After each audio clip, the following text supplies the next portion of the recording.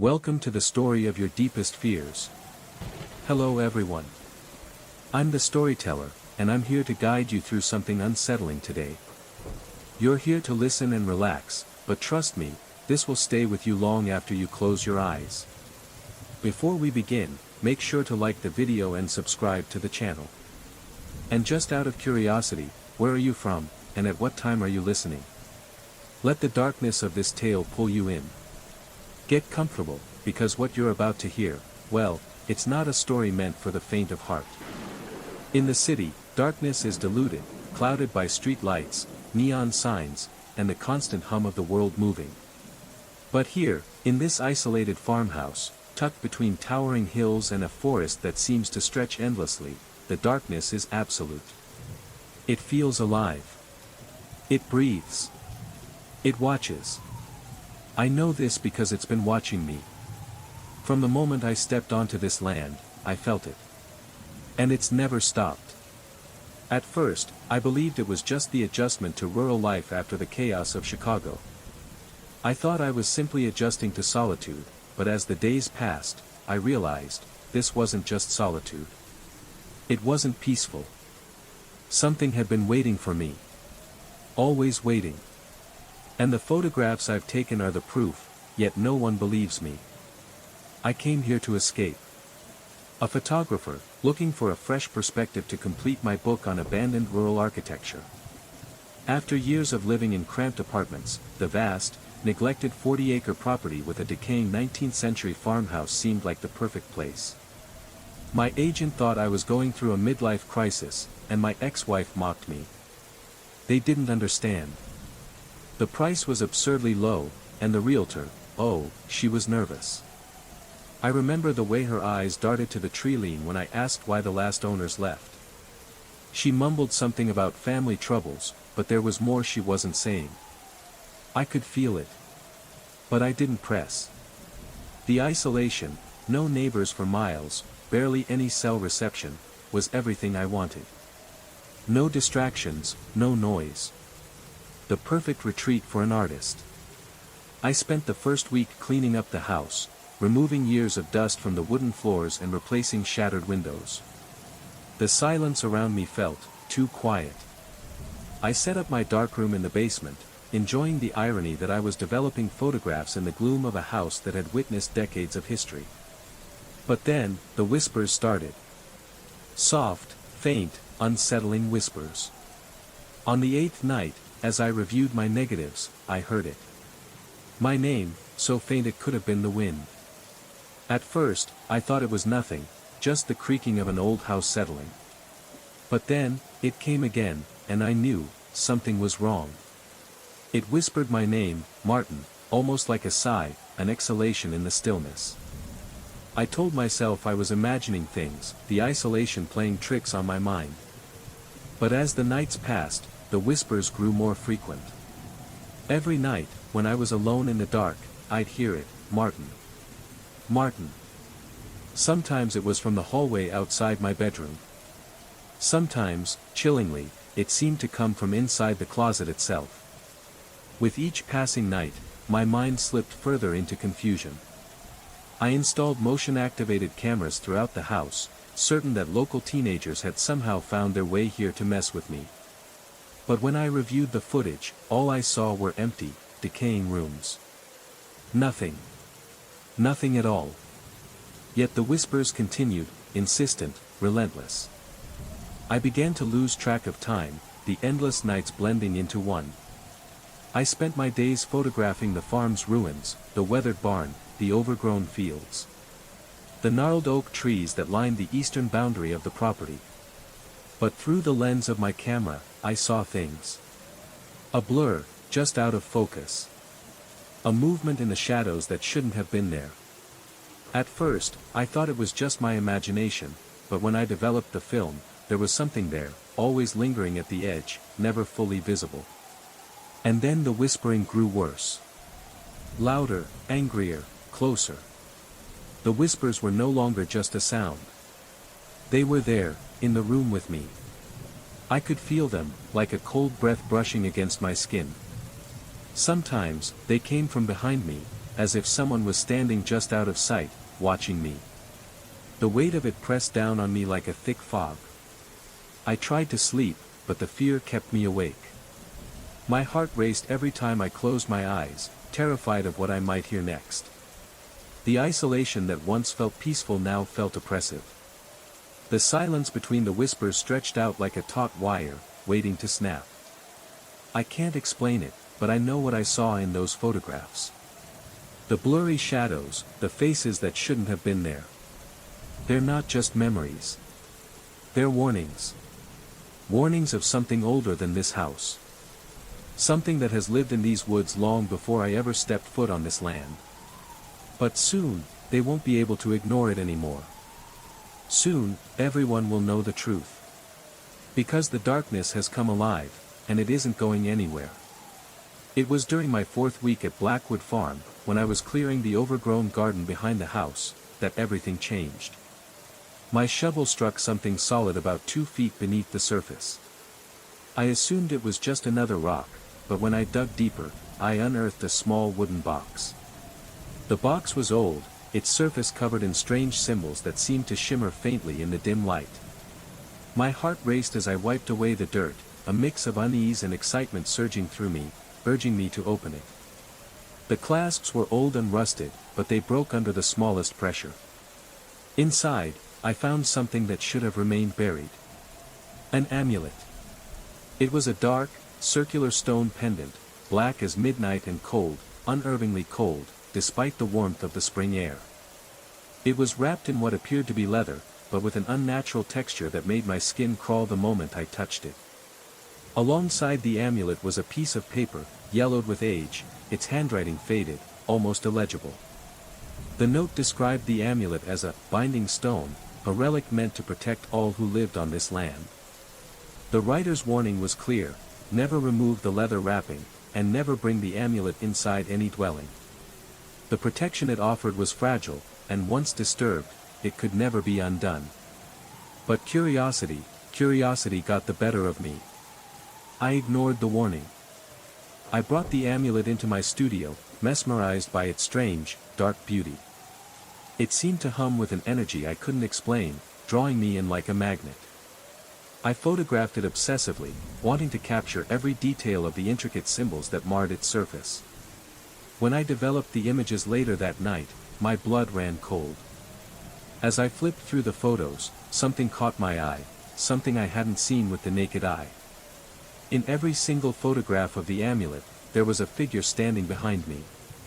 It was tall, impossibly thin, its limbs stretched too long, too angular.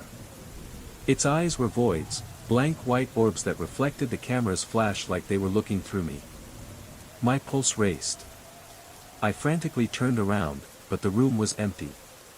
I was alone, or so I thought. That night, everything shifted.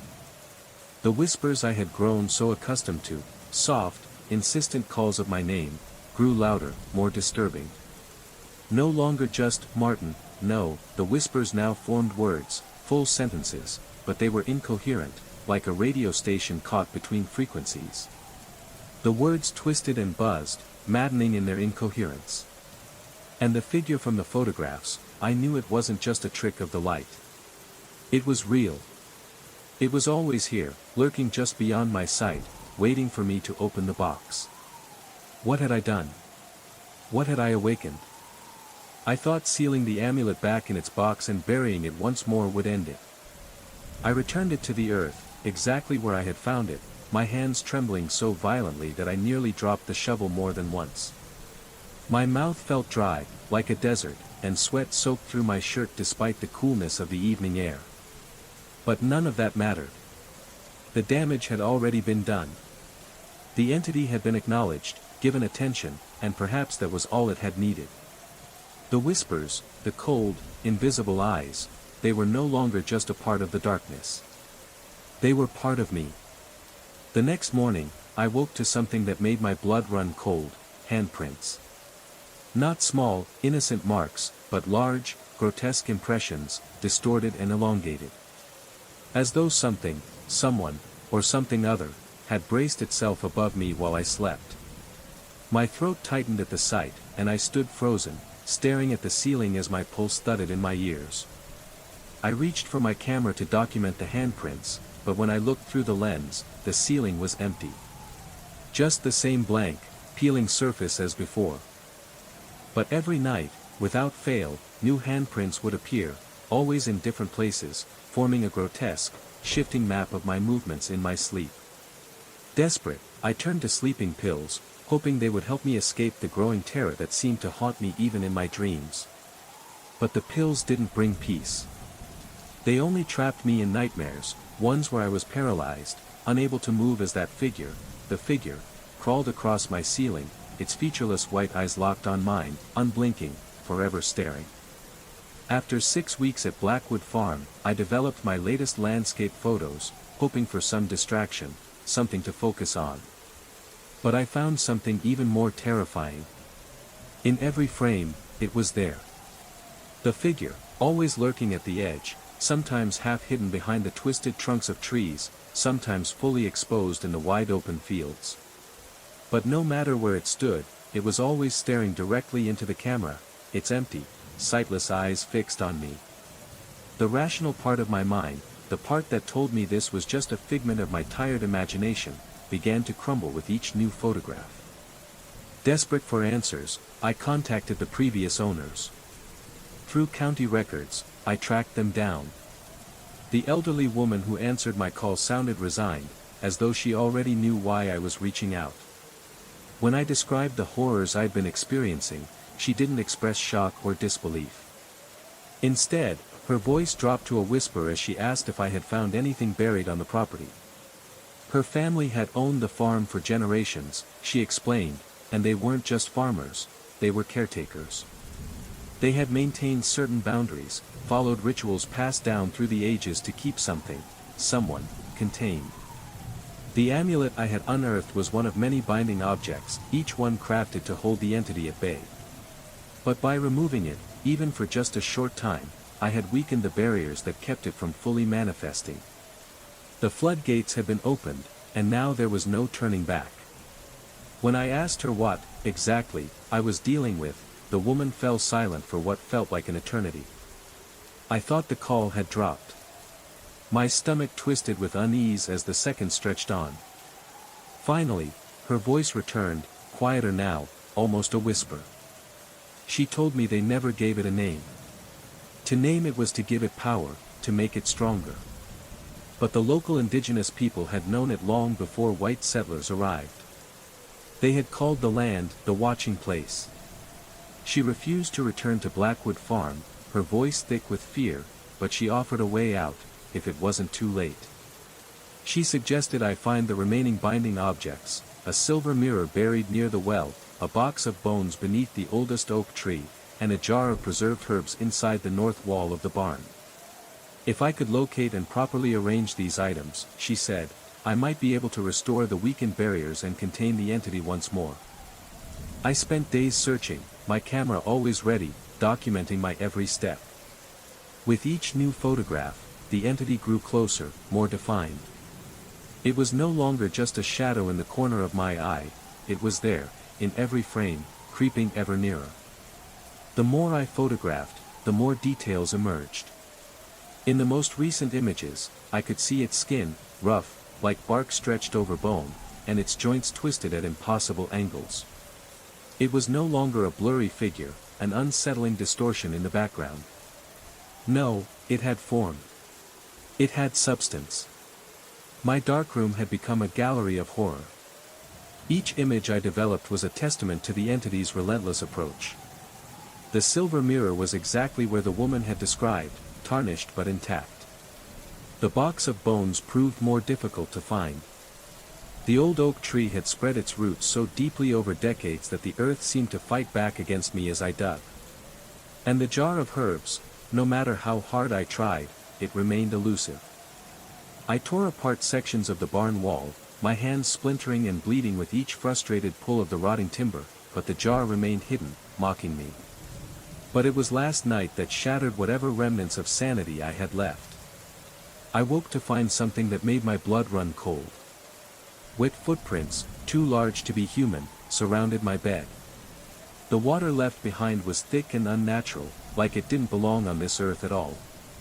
They led from the hallway to my bedside and back again. My heart thudded in my chest as I followed them, my flashlight trembling in my hand as its beams skittered across the hardwood floor. The footprints led to the basement door, which I had locked before going to bed. It was now wide open, gaping like a mouth ready to devour me. I stepped into the dark room, my flashlight slicing through the blackness. As I scanned the walls, I froze. The photographs I had taken, all of them, had been altered. Every single image had changed. And standing in the corner, a figure I recognized too well, the figure, it was no longer in the background. No longer a shadow. It was now staring directly at me. The entity no longer lurked at the edges of the frame, waiting in the corners of my vision. It had been edited out entirely, as though it was never there at all. Instead, every photograph I developed showed me. But not the me I knew. There was a wrongness in every detail. My eyes, completely white, empty. My limbs, too long, unnaturally stretched. My fingers, twisted, misshapen. Each image was more distorted than the last, like something had taken me and twisted my very essence into a grotesque reflection of what I once was. Then, etched into the developing table, a message, "I am you now." My heart hammered in my chest, and I stumbled backward, a cold sweat slicking my skin. The house felt different. The air felt thick, oppressive, as though the very walls were pressing in on me, resisting my movements. I couldn't stay in that house for another moment. I rushed outside, barely aware of the chill night air as it raised goosebumps on my arms. I didn't stop until I was in the safety of my car, staring back at the farmhouse. Its dark windows stared out at me like empty, soulless eye sockets. Nothing moved. The house appeared still, but I felt it, the weight of unseen eyes watching me from every direction. I couldn't take it anymore. I drove to the nearest motel, and I haven't returned since. It's been 24 hours now, and my mind is a battlefield. The rational part of me says I should call the police, report a break-in, ask them to search the property. But I know, what would they find? Handprints on the ceiling? Edited photographs? Would they attribute it to stress, isolation, or, worse, a mental breakdown? How could I explain that the house was no longer just a building, but a living presence, watching, waiting? As I write this, I sit in an anonymous motel room, glancing at the mirror with growing fear. Each time, I wonder, will I see those white eyes reflected back at me?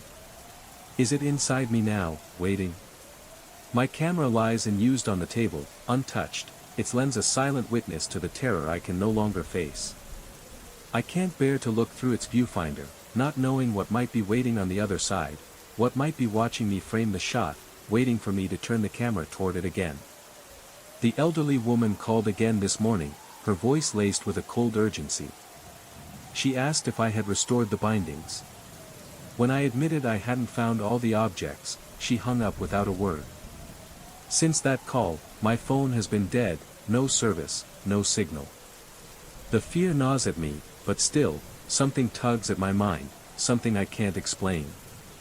I feel as though I've left part of myself behind at Blackwood Farm. No, it's worse than that. I feel as though something else has filled the void I left. The whispers follow me even here, but now, they don't come from outside. They come from within me. I can't ignore it. I can't escape it. Tonight, I'm going back. I have to. I need to find the herb jar and complete the binding ritual. I've studied the photographs obsessively, tracing the subtle shifts in the entity's position.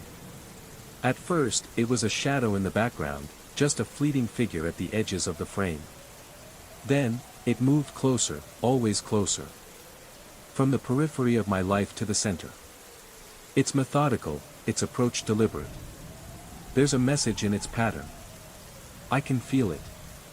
But one detail, one haunting detail, refuses to leave my mind. In the very first photograph, the one where it appeared behind me as I held the amulet, I noticed something I hadn't before. The shadow it cast on the wall, it doesn't match its form. The shadow is mine. I don't know what waits for me at Blackwood Farm. The entity answers, or perhaps both. But I know this, I can't escape by running. Whether this is a supernatural force or the breakdown of my own fractured mind, it has already marked me. It has claimed me. The binding ritual may contain it, or it may be too late. As I pack my camera, because I will return, I can't help but feel the photographer within me, driving me. I need to document what happens next. No matter the cost. The truth is, no matter where I go, it's already here. I catch my reflection in the motel mirror. For just a moment, my eyes look off, unusually bright, almost white, like the pale glow of the moon itself, too bright for the dim light of the room. I blink, forcing my gaze to shift. It must be a trick of perception. Must be. But doubt gnaws at me, gnaws at my every thought. The sun is setting. It's time to return to Blackwood Farm. Time to face the watcher in the fields. The first night I heard it, I knew something was wrong. It started as a tinkling melody, soft, delicate, but off in a way I couldn't put into words. The notes hung in the air like ice crystals, sharp and cold, lingering long after they should have faded into silence. The music box had been silent for days after I brought it home from Grandpa's estate. Its gears, presumably frozen with age, just like everything else in the house. But at 3:17 a.m., it decided to wake up. And with it, something else. I inherited my grandfather's house 3 weeks ago. A modest 2-story Victorian on the outskirts of Millfield, the kind of house that shrinks in size with the changing seasons, its rooms growing colder as winter approaches, its walls groaning as they settle in the heat of summer. My grandfather was a watchmaker by trade, a collector of timepieces and mechanical curiosities by passion. Among his possessions was an ornate walnut music box, its surface intricately carved with patterns of leaves and vines that seemed to shift in the right light, as if alive. Inside, a small brass cylinder studded with tiny pins rotated when wound, plucking delicate metal tines to create a haunting melody I couldn't quite place. The lawyer who handled the inheritance mentioned nothing unusual about the house or its contents. He handed over the standard paperwork, the keys with professional courtesy, and a brief mention that my grandfather had asked me to take special care of his collection. I moved in 2 days later, setting up my home office in the spare bedroom and leaving the master bedroom untouched. Something about sleeping in a dead man's bed felt wrong, especially since I barely knew him. Childhood visits had been rare, and in adulthood, they became almost non-existent. The last time I saw him was 5 years ago at a family reunion. He seemed distracted, distant, his fingers constantly tapping out rhythms on the tablecloth, as if he were listening for something only he could hear. I placed the music box on the mantel in the living room, beside some of his pocket watches and a few framed family photos. The first few nights passed uneventfully as I settled in, working remotely during the day, exploring the house and surrounding property in the evenings. In the corner of the living room sat an old wooden rocking chair, which I assumed had once belonged to my grandmother, though she had passed long before I was born. The curved rails on its base seemed worn unevenly, as if someone had spent years rocking in a specific, deliberate pattern. I tried it once, but found it uncomfortable, the back too straight, the seat too hard, nothing like the rocking chairs I was used to. It seemed to give off an energy I couldn't name, a heavy silence that hung in the air around it. I pushed the thought aside and returned to my work. On the 4th night, I woke to music. My heart hammered in my chest as I lay perfectly still, trying to identify the source. The notes were clear, delicate, but somehow wrong, like a record played at 3/4 speed, dragging its tempo, slowing each note just enough to transform what could have been a lullaby into something mournful, desperate. It was a haunting melody, both familiar and foreign at once. It played on, looping endlessly, filling the house with a chill that settled into my bones. I tried to dismiss it as the wind, the house settling, anything but what it truly was. But as I lay there, listening, I realized something was wrong, very wrong. The music seemed to come from the direction of the mantel, but no. It was coming from the rocking chair. The chair that hadn't moved. The chair that shouldn't have moved. I knew immediately it was the music box, though I hadn't wound it since I briefly examined it upon my arrival.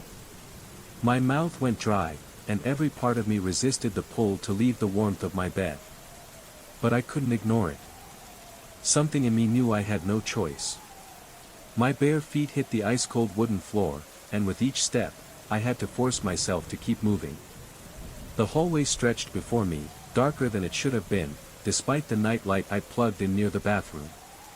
The melody grew louder, reverberating through the house like a sinister lullaby. My hand gripped the banister with white-knuckled fear as I descended the stairs. The living room was bathed in pale, ghostly moonlight filtering through the thin curtains, casting everything in a silvery glow. The music box lid was open, its tiny mechanism turning steadily, gleaming like an unholy artifact in the darkness. But what truly froze the breath in my lungs wasn't the box. It was the rocking chair. It was moving, back and forth, in perfect time with the distorted melody. Empty, yet not empty. A darkened silhouette sat there, barely visible.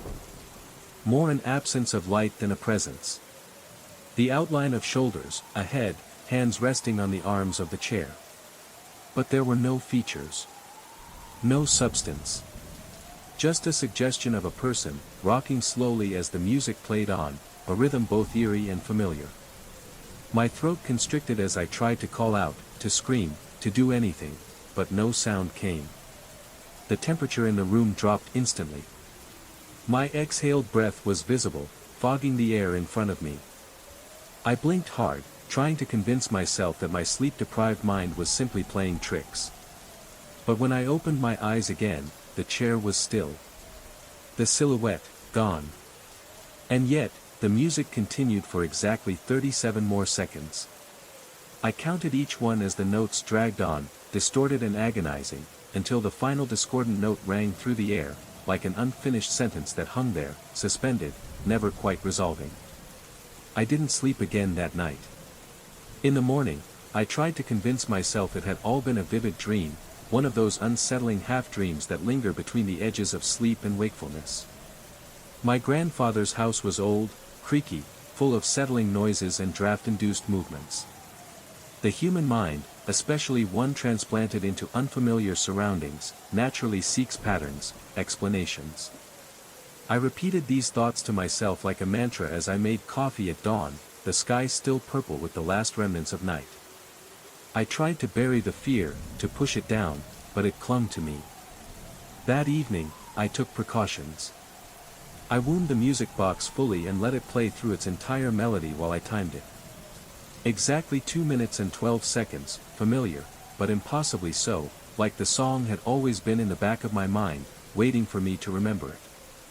When it finished, I closed the lid firmly and placed a heavy book on top. Then, with a sigh of exhaustion, I set up my laptop on the coffee table, its webcam aimed directly at the music box and the rocking chair. I activated the motion detection recording software I used for home security, trying to rationalize everything. Nothing unusual would happen. There had to be an explanation. I went to bed, determined to prove to myself that it was all in my head. At 3:17 a.m., I jolted awake again to the same melody, but slower this time, each note dragging, straining to emerge from the music box. My skin prickled with gooseflesh, a sense of dread gnawing at my chest. I forced myself out of bed, my limbs stiff, as if the weight of fear had settled in my bones. The music beckoned me, pulling me down the stairs. The living room was colder than before, and the book I had placed on the music box now lay on the floor.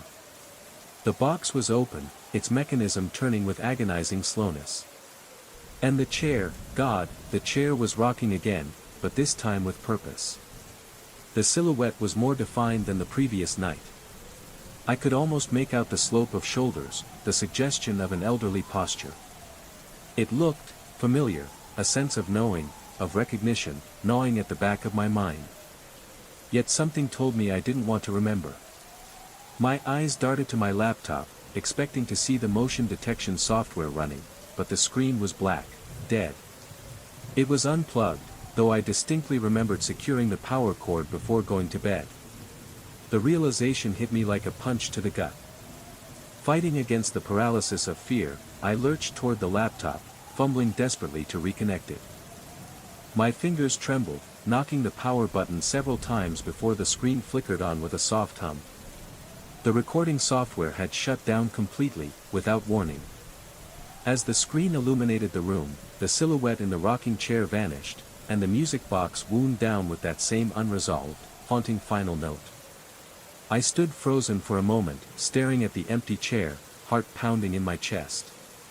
The silence was deafening.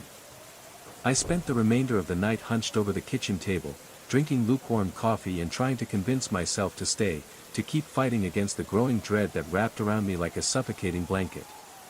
In the harsh light of morning, I examined the music box more carefully, searching for any clue, any explanation. The craftsmanship was exquisite, the wood smooth beneath my fingertips. As I ran my hand along the lid, I discovered a faded inscription I hadn't noticed before. It read, "For Wilhelm. The melody remains unfinished until you complete it." I froze. My grandfather's name was Thomas, not Wilhelm. The name rattled something deep inside me, a feeling of wrongness that I couldn't shake. Had my grandfather acquired the box from someone else? Perhaps another collector, someone with a history I didn't know about. The questions piled up, each one more unsettling than the last. Determined to document what was happening, I purchased additional recording equipment the next day. A digital camera with night vision, a voice recorder, and motion sensors. I positioned them strategically around the living room, ensuring that they operated both on batteries and outlet power, trying to eliminate any possibility of failure. I even set up my old smartphone as another recording device, tucked behind a book on the shelf with its camera peeking out. I was leaving nothing to chance this time. That night, I struggled to fall asleep, anticipation and dread keeping my nerves frayed. I must have drifted off eventually, because once again, the music woke me, precisely at 3:17 a.m. This time, the melody was distorted beyond recognition, each note barely connected, each one struggling to emerge. The spaces between them stretched like taffy, warping the tune into something painful, something that made my skin crawl. The air in the room seemed to thicken as I made my way downstairs, my breath visible in front of me, hanging like clouds suspended in the Arctic cold. The silhouette in the rocking chair was more substantial now. Its edges were sharper, more defined. I could make out the wrinkled hands gripping the armrests, the hunched posture of age, as if the very essence of time had settled into it. It rocked with the laborious, tortured melody, its movements slow and deliberate. I stood frozen in place, rooted to the spot, unable to approach, unable to flee. The camera on the bookshelf emitted a high-pitched whine before going silent, a terrible omen. The night vision camera's indicator light flashed erratically, flickered once, and then died. One by one, every recording device faltered and failed, leaving me in a room filled with the oppressive silence of malfunctioning technology. But the voice recorder, the one on the mantel closest to the music box, remained intact. Its tiny red light blinked steadily in the darkness, a lone beacon in the night. And then I heard it. Beneath the distorted melody, a whisper, so faint, I had to strain to catch the words. "Complete it. You must complete it." My blood turned to ice. The voice that emerged from the recorder was papery, ancient, yet it carried a familiar cadence, one that triggered something buried deep within me. It sounded like my grandfather, but not as I had known him. He was older, much older, and there was an underlying desperation in his voice that I had never heard before. "Complete what?" I managed to croak, my voice barely audible over the slowing, agonizing notes of the music box. The silhouette in the rocking chair moved. The head turned slightly toward me, though I still couldn't make out any features in the darkness. The rocking slowed, as though it were aware of my presence. The melody continued, its notes strained and unfinished. He never. I never. The music box wound down, the final note hanging in the air, incomplete. As it faded, so did the silhouette. It dissolved like smoke, until the rocking chair stood empty once more, the room eerily silent. The next morning, I retrieved the voice recorder with trembling hands. Every other device had malfunctioned, cameras showing only static, motion sensors triggering false alarms throughout the night. But the voice recorder, it had captured something. When I played it back, beneath layers of electronic hiss and interference, the same words emerged. Complete it. You must complete it. I spent the day researching music boxes, specifically those with inscriptions referencing unfinished melodies. What I found was inconclusive, just forum threads about collector's items, antique valuations, and cryptic stories, but nothing concrete. By late afternoon, I turned my attention to my grandfather's personal papers. They were in boxes I hadn't properly examined before, but now I had to. Among them, I found a thin folder containing correspondence with a German craftsman named Wilhelm Schreiber. The letters dated back to the 1970s, discussing the commission of a custom music box, one with a specific melody. The final letter from Schreiber, dated a month before his reported death, mentioned that the music box was nearly complete, but the final sequence of the melody was still missing. That sequence would be provided upon delivery. At the bottom of the letter, my grandfather had written a note in his familiar handwriting, never received final sequence. Wilhelm died before completion. My skin prickled as the connections formed in my mind. My grandfather had commissioned the box from a man named Wilhelm, the same name in the inscription on the box.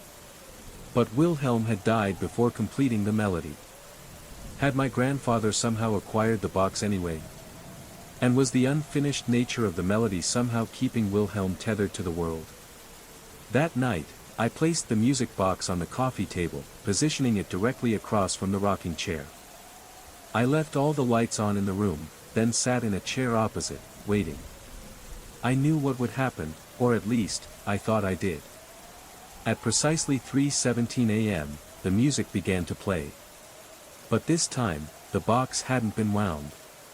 It started normally, but as it progressed, it slowed and distorted, just as it had before. The lights flickered and dimmed, then stabilized at a fraction of their brightness. And there it was. The silhouette in the rocking chair, more solid than ever before. This time, I could make out the features clearly.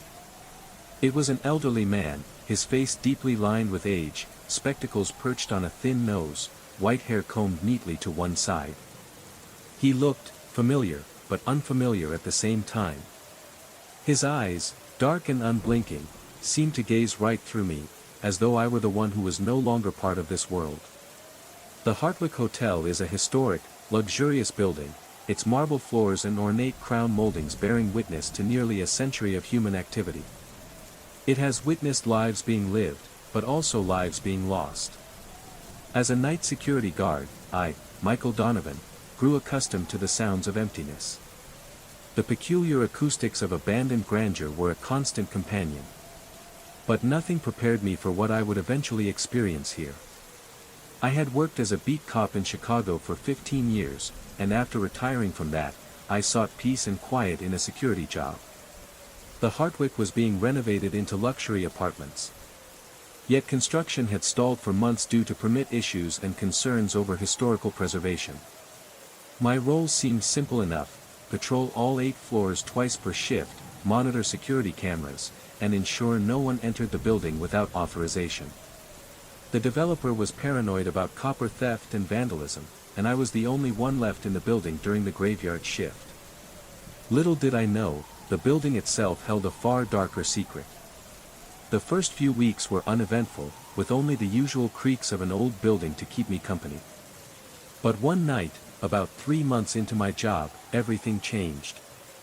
It was a Tuesday night in October when I first heard it, a faint saxophone drifting through the 3rd floor corridor at precisely 2:17 a.m. I thought it was a trick of my tired mind, but then the unmistakable clink of crystal glasses followed. It was like the sound of a party from another time, one long gone. I hesitated. This wasn't a recording, and it wasn't a pipe dream. It was live jazz, muffled as if coming through a wall, distant yet immediate. My first instinct was to call in a trespasser, someone sneaking in, but a strange feeling held me back. I stayed still, listening, waiting. And then, just as quickly as it began, the music faded, leaving nothing but an oppressive silence. The next night, the same thing happened. The same saxophone, the same clinking glasses. It felt as if the building was alive, throbbing with energy from another time, a time that refused to stay buried. I couldn't ignore it any longer. I needed to know more about the building's history. Digging through old archives and records, I learned that the Hartwick Hotel was not just a building, it was a place filled with stories, whispers of wealth, tragedy, and scandal. Constructed in the early 1920s, the hotel had once been a hot spot for high society in the city. But it was also the site of untold secrets. During the Prohibition era, it was said that the ballroom hosted lavish, underground jazz parties, where the wealthy drank and danced, unaware that dark things were taking place under the surface. The clinking of crystal glasses that I heard, they were likely echoes of that past. But there was more. Over the years, the building had changed hands multiple times. Each new owner seemed to encounter some form of tragedy, fire, theft, sudden unexplained deaths. The last owner had gone bankrupt, leaving the hotel in its current, neglected state. There was something about this building, something tied to the very foundation, that seemed to attract misfortune. One night, as I wandered the halls after the music had faded, I found myself near the grand ballroom on the second floor.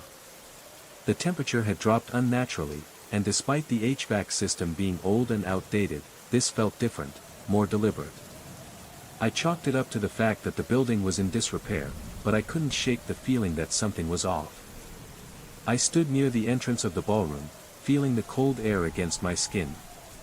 Suddenly, the door creaked open by itself, the sound of it echoing in the vast emptiness of the room. I stepped inside, my flashlight cutting through the darkness, revealing the expansive ballroom floor that had seen so many glimmers of life over the years. But now, it was silent. Dead. Then I saw it, a shadow in the corner of the room. It was brief, fleeting, but unmistakable. A figure that seemed to flicker in and out of existence, standing still as if waiting for me. I spun around, heart racing, only to find the room empty. The ballroom, once full of life and laughter, had become a tomb. My breath caught in my throat as I quickly left the room, locking the door behind me. The strange occurrences grew more frequent. On nights when I least expected it, the music returned. Each time, the saxophone played, followed by the clinking glasses. But it was no longer just a sound, it was something felt, a presence that made the air thick with anticipation. I started recording the events, taking photos of the empty halls, trying to capture something, anything, that would explain what was happening. But the images were always the same, blurry, with strange shadows in the background, shadows that seemed to be moving. I reviewed the security footage, but no one ever entered the building at night. It became clear, whatever was happening in the Hartwick Hotel wasn't natural. The music was more than just a sound, it was a link to the past, a haunting reminder of the lives lived and lost within its walls. I stumbled upon something worse, an old, hidden room beneath the basement. The entrance was concealed behind a false wall in a storage closet. After hours of searching, I finally managed to pry the door open, revealing a room that had been untouched for decades. It was small and dark, the air thick with the scent of old paper and decay. On the floor, there were remnants of broken furniture and remnants of old bottles and glasses. But what caught my eye was the old, tattered journal lying on a shelf. As I opened it, I discovered entries detailing bizarre rituals and gatherings, pagan ceremonies held in the heart of the hotel during the 1930s. The hotel had been a meeting ground for occultists, and the music I was hearing, it was a summoning ritual, a way to call forth the spirits of those long gone, to trap their souls within the building. The journal's final entry was chilling, the melody is complete. We have called the spirits to the dance. They are ours now, forever. The more I uncovered, the more I realized that the hotel's curse had never been lifted. The spirits of those who had died during those dark ceremonies still roamed the halls, trapped in an eternal loop. The music was their signal, their call to the living. And as I played their game, I too became part of their story, tethered to the hotel in ways I couldn't yet comprehend. It wasn't just the saxophone that echoed through the hallways, it was the sound of history repeating itself. The spirits were restless, their memories bound to the building's walls, and I was now part of that memory. The spirits, restless and angry, began to grow stronger. The music became louder, more intense. The temperature plummeted, and the hotel felt alive with energy. I knew that I had to stop this before it consumed me too. With the help of an old historian I found who knew the truth of the hotel's past, I performed the ritual to release the spirits. The music played one final time, louder than ever, as the hotel trembled, and the ghosts gathered in the ballroom. With a final, powerful gesture, I shattered the curse, releasing the souls that had been trapped. The hotel fell silent, the music finally gone. But I knew that I had only postponed the inevitable. The hotel would always be haunted by its past, and the music would always echo in the dark corners of its halls. The Hartwick Hotel stood silent once again, but the memory of those haunted nights would never leave me. The saxophone's mournful tune still haunted my dreams, and I would often hear the clink of crystal glasses in the silence of the night. The hotel had been freed, but its history was a part of me now, something I could never forget. By the second week of my shift, what had once been simple patrols began to shift into full-fledged investigations. The music, the faint, distant sound of jazz, returned each night, always between 2 a.m. and 3 a.m., and it always seemed to fade when I neared the ballroom. The music was no longer just a sound, but an invitation to something darker. As if the building itself was testing me. But it didn't stop there. I began to hear other strange sounds, subtle at first. The low murmur of conversation, occasional bursts of laughter, and the unmistakable shuffle of dancing feet, as though a phantom party were being held just out of sight. I documented everything in my log, even setting up my phone to record these occurrences, but when I played back the footage, there was nothing. The recordings never captured what my ears could hear. What I had come to realize was that it wasn't a recording issue, it was something alive in the building, something beyond my understanding. One morning, I mentioned the strange events to Rodriguez, the day guard. He laughed it off, as though I were a fool for thinking the building was haunted. "It's all in your head," he said. "Night shifts do that to people. The building plays tricks on your mind." His words should have comforted me, but they didn't. I couldn't shake the feeling that something was happening in the building, something that went beyond simple fatigue. That night, the smells began to follow. It started with overwhelming whiffs of expensive perfume, rich, floral, and unnervingly familiar, followed by the acrid, pungent tang of cigarette smoke. But not modern cigarettes. These were something older, something more decadent. The scent lingered in the air for minutes before vanishing without a trace, as if someone had stepped through the building and left their essence behind. The first time it happened, I rushed through the entire second floor, convinced someone had broken in and was smoking in the abandoned rooms. But I found nothing. Just empty, still rooms with dust motes suspended in the beams of my flashlight. The smell vanished as suddenly as it had appeared, leaving me standing alone in the silence of the hotel, unable to explain the intrusion. By the fourth week, the atmosphere in the hotel had changed. I began to feel observed. The sensation that eyes were tracking my every move became increasingly uncomfortable. The hairs on the back of my neck would rise, a chill creeping up my spine. I couldn't shake the feeling that something, or someone, was always just behind me. During my patrols, I noticed that certain areas of the hotel would grow colder, almost unnaturally so. My breath would cloud in front of me, and no matter how much I tried to rationalize it, faulty heating, air drafts, the temperature drops felt deliberate. The thermostat would read normal, but I knew something was wrong. I started to avoid the ballroom entirely, taking detours on my rounds to spare myself from walking through that vast, cavernous space with its massive crystal chandeliers and mirrored walls. The ballroom had become a place of dread, its echoes of the past too powerful to ignore. Then, came the voices. At first, they were faint whispers, nothing more than a trick of the wind, I thought. But that night, as I hurried past the ballroom entrance, I heard a woman's voice, close and direct.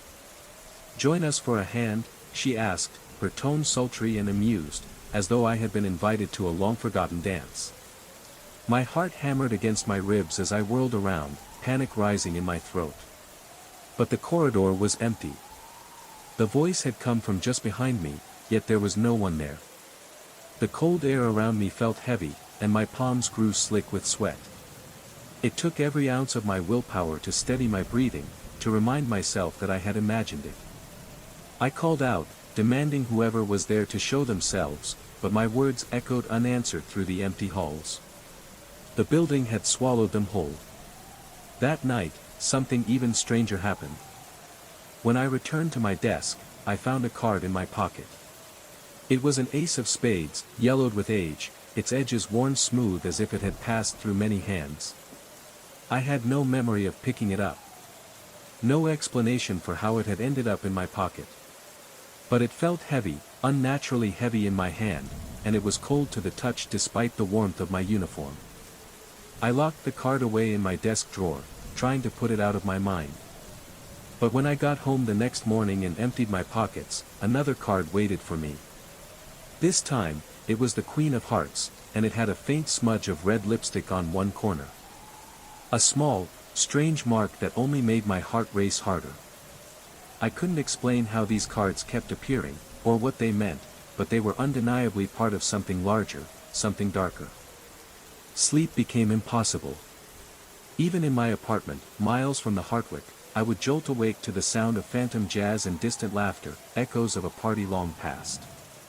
It was always the same, the soft, melancholy notes of a saxophone drifting through the dark, followed by the clink of glasses. Every time I closed my eyes, the music played, a constant reminder of the building I had left behind but could never escape. The cards, the voices, the music, they were all part of the same haunting cycle. I began to understand that the hotel wasn't just haunted by the spirits of the past, it was trapping me in a loop, pulling me back, keeping me tethered to the madness of its history. As the eerie events escalated, I knew I had to uncover the full story of the Hartwick Hotel.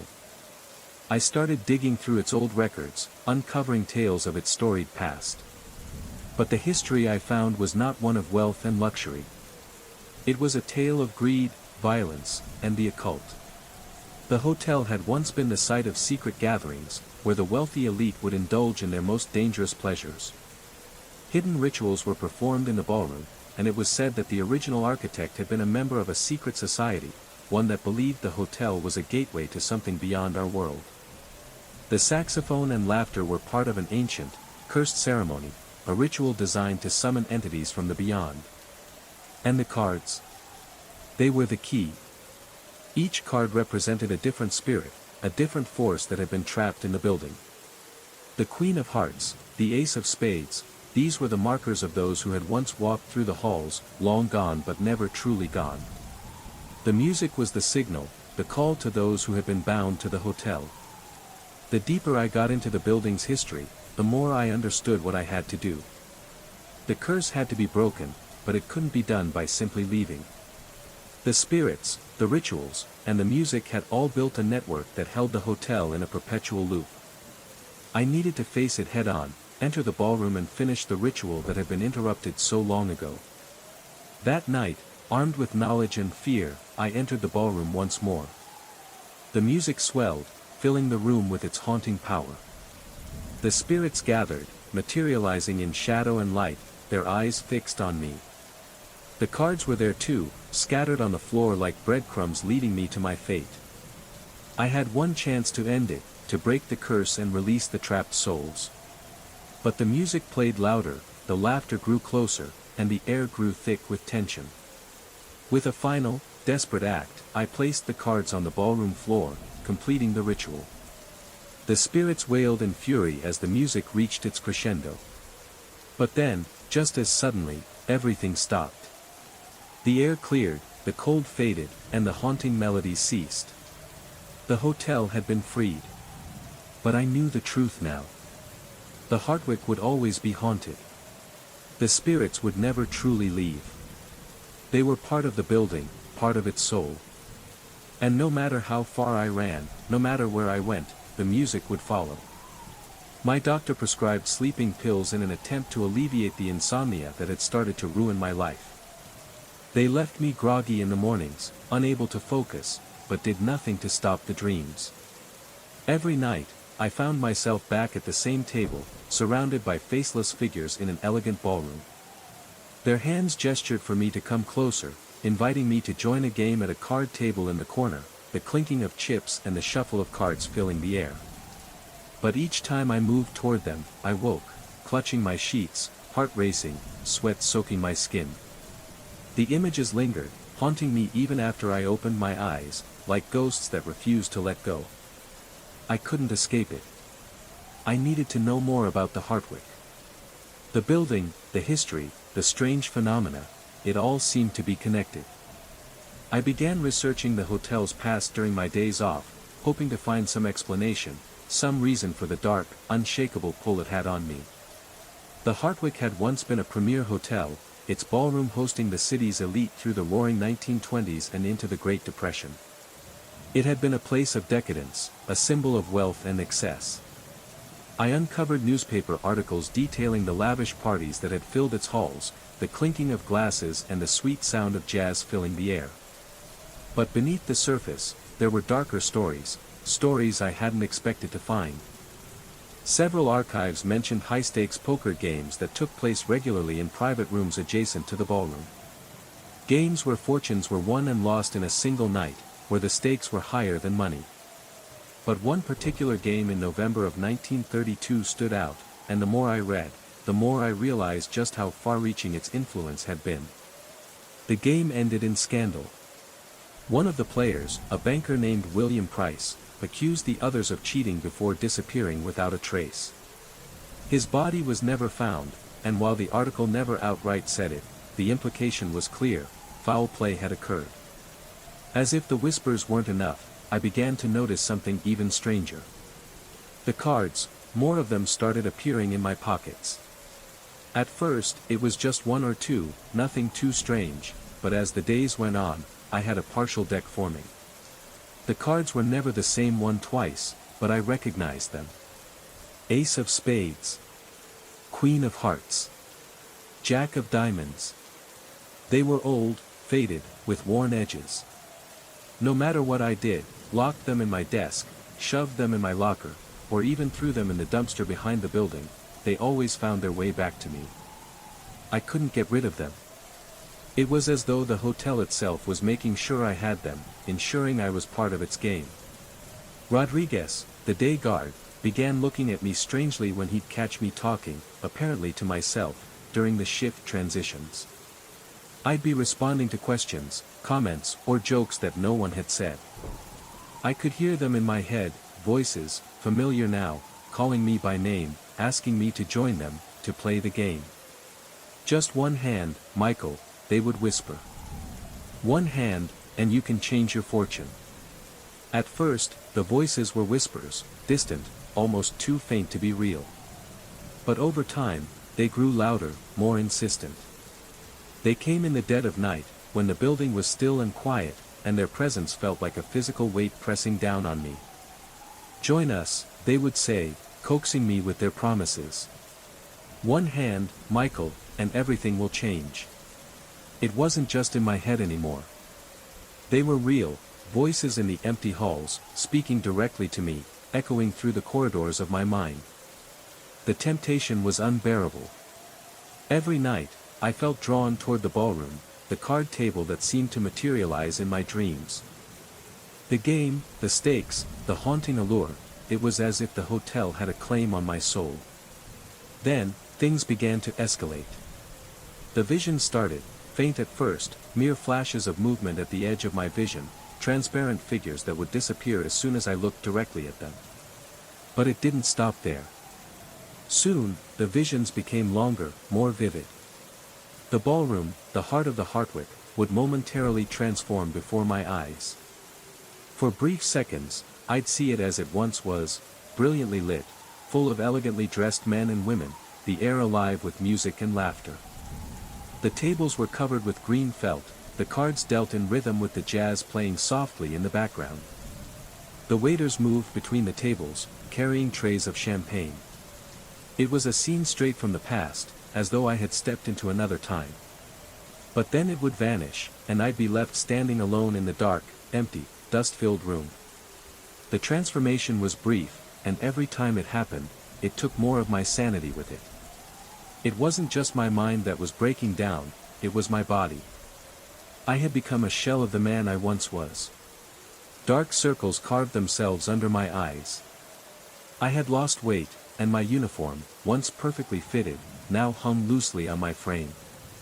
My hands trembled constantly, making it difficult to even write in my security log. The tremors were getting worse.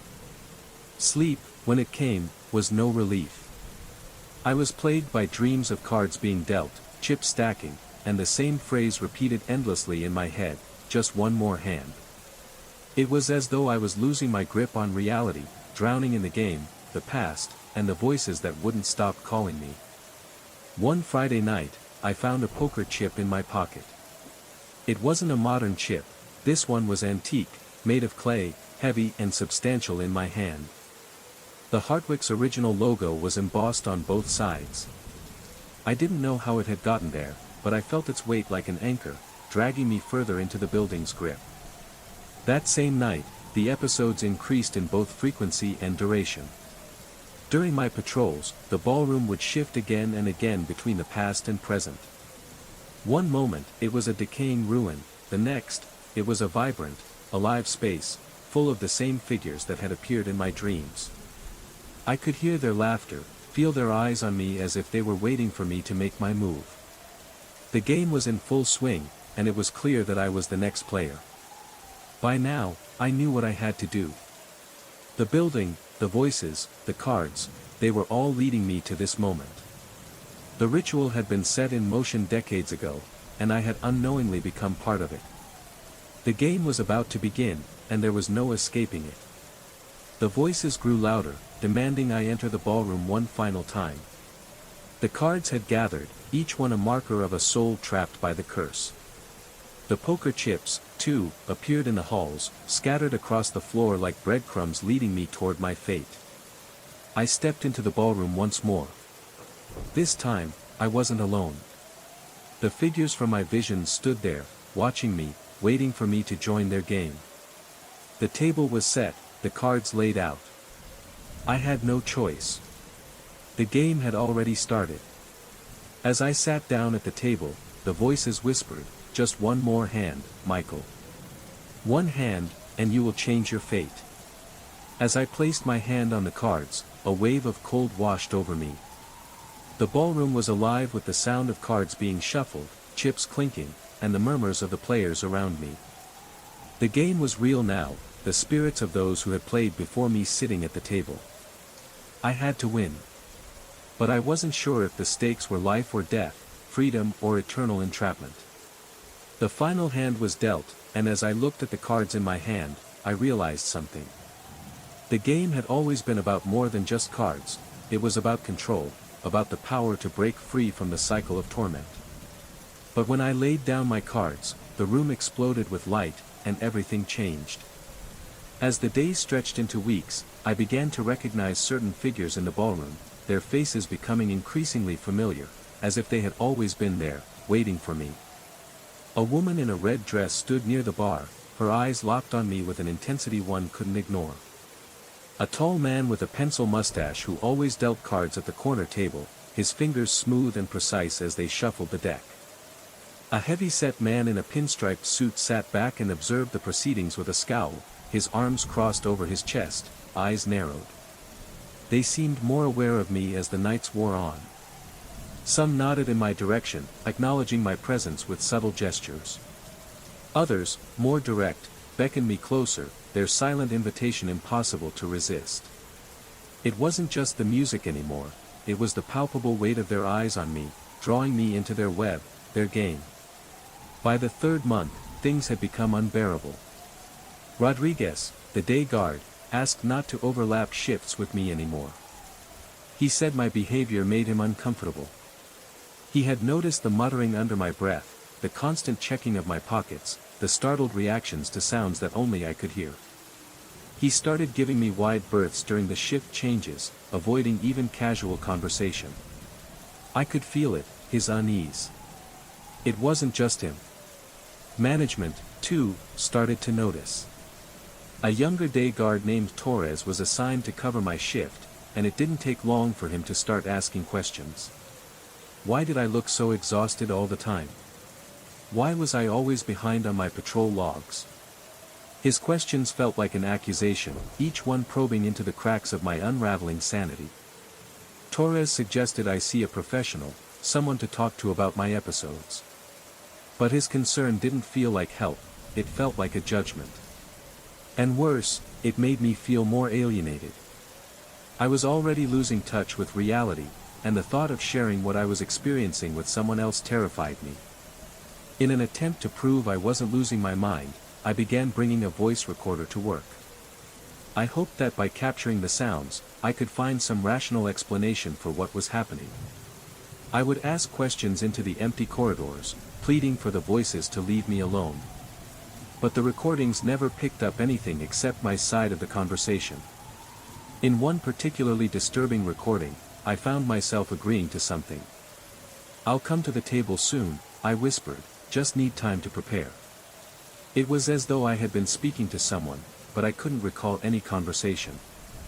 The voice on the other end, quiet, but insistent, had urged me, and I had complied. What was I promising? The missing time started next. During my patrols, I would check my watch at the beginning of a shift, only to find myself in the ballroom hours later with no memory of how I had gotten there. The minutes, the hours, gone. Entire segments of the night vanished as if they had been stolen by an unseen force. I began to find strange items on my person, an old matchbook from the Hartwick Hotel, its edges frayed with age. A cufflink with a pearl inlay, a fine but out-of-place accessory for a man like me. And once, I found a small Art Deco flask still containing traces of Prohibition-era whiskey that I certainly hadn't bought. How could these items be appearing in my possession, and where had they come from? What was I being drawn into? One night, Torres found me sitting cross-legged in the middle of the ballroom floor at the end of my shift. I was surrounded by cards arranged in a solitaire pattern, the once gleaming surfaces now dull with dust. I had no memory of doing this, no recollection of arranging the cards, yet there they were. Torres looked horrified when he found me. His face swam into focus as he roughly shook my shoulders, his hands trembling. He reported the incident to management, and they mandated a psychiatric evaluation if I wanted to keep my job. The doctor spoke of stress-induced hallucinations, of the effects of isolation and irregular sleep patterns on perception. The diagnoses only made it worse, confirming what I had already suspected. Something was happening to me, something beyond simple exhaustion. The doctor prescribed antipsychotics to dull my senses. But the medication didn't stop the voices. If anything, it made it harder to distinguish between what was real and what wasn't. The figures in the ballroom became more solid, more distinct. The music grew louder, the smells more pungent, and the line between my world and theirs began to blur until it felt like I was living in two realities at once. The voices had been calling to me for weeks now, asking, pleading with me to join them. "One hand, Michael," they'd whisper, every night growing more insistent. "Just one hand, and you'll change everything. Fortune will be yours." Last night, I made a decision. After weeks of being haunted, I finally responded. I agreed to play. I would join them, just as they had been asking me to for so long. The moment I spoke the words, the reaction was immediate. Overwhelming. The ballroom erupted into full, vivid existence around me. No longer transparent or flickering like a broken illusion, the scene solidified into reality. The lights brightened, the music swelled, and the figures, those faceless, silent players, were suddenly flesh and blood. They surrounded me, beckoning me to sit at the table. The cards were laid out in front of me, each one an invitation, each one a promise. As I sat at the table, I could feel the weight of their eyes on me, all of them watching, waiting for me to make my move. The air was thick with tension, the heavy scent of whiskey and perfume filling my senses. The walls of the ballroom seemed to close in around me, the figures growing more tangible with every passing moment. I took a breath and picked up the first card. My hand trembled as I placed it down on the table, the weight of the decision crushing me. The music stopped suddenly, as if it had been holding its breath with me. The figures leaned in, their faces blank yet somehow knowing. They were waiting for me to finish the game, to complete what had been started decades ago. With each card I played, I felt myself slipping further away from reality, the pull of the past becoming stronger. The figures around me whispered in my ear, their voices becoming a cacophony of pleading and promise. And then, as I laid down the final card, the world seemed to freeze. As the final card fell, the ballroom seemed to pulse with energy. The figures around me smiled, if you could call it that. Their faces, once blurred and indistinct, were now sharp and clear, their eyes gleaming with expectation. I had done it. I had played the game. But at what cost? The room began to distort, twisting and warping like a nightmare, and for a moment, I thought I might lose myself entirely. But then, I heard a voice, a familiar voice, whispering from the depths of the past, "The game is over, Michael. You've won." The room snapped back into focus, and the figures began to fade, their presence dissolving into the air. The music stopped. The cards vanished, and the cold that had gripped my heart for so long lifted. I was alone again in the ballroom, the weight of the curse lifted from my shoulders. But even as I stood there, victorious, I knew something had changed. The hotel was no longer just a building. It was a part of me now, and I would never truly escape it. The game, the voices, and the figures, they would always be with me, lingering just beneath the surface of my mind. The chandeliers above blazed with light, casting long shadows over the dance floor. Cigarette smoke hung in thick clouds near the coffered ceiling, and the lively tune of a Charleston played, filling the air with an unsettling energy. Couples swirled across the floor, their movements smooth and practiced, but everything felt wrong, like a scene suspended between life and death. It was a world frozen in time, trapped within the walls of the Hartwick. At the corner table, 4 players waited, their cold eyes locked on me as I approached, an empty chair between them, like an invitation I couldn't ignore. The woman in the red dress appeared at my side, her perfume enveloping me as she gently took my arm and guided me toward the table. It was as if I had no choice but to follow her, pulled by some invisible force. The cards in my pocket grew warm, almost hot, against my thigh. I couldn't tell if it was the heat of anticipation or something more sinister, but I could feel the weight of them pressing against me, calling me closer to the table. As we neared the table, the heavy-set man in the pinstriped suit looked up from his hand, his scowl deepening as he sized me up. "You brought a modern with you, Elizabeth?" he asked, his voice thick with disdain, as though I were an unwanted intruder in a game of unimaginable consequence. She didn't answer him directly. Instead, she glanced at me, then simply replied, "He has the cards."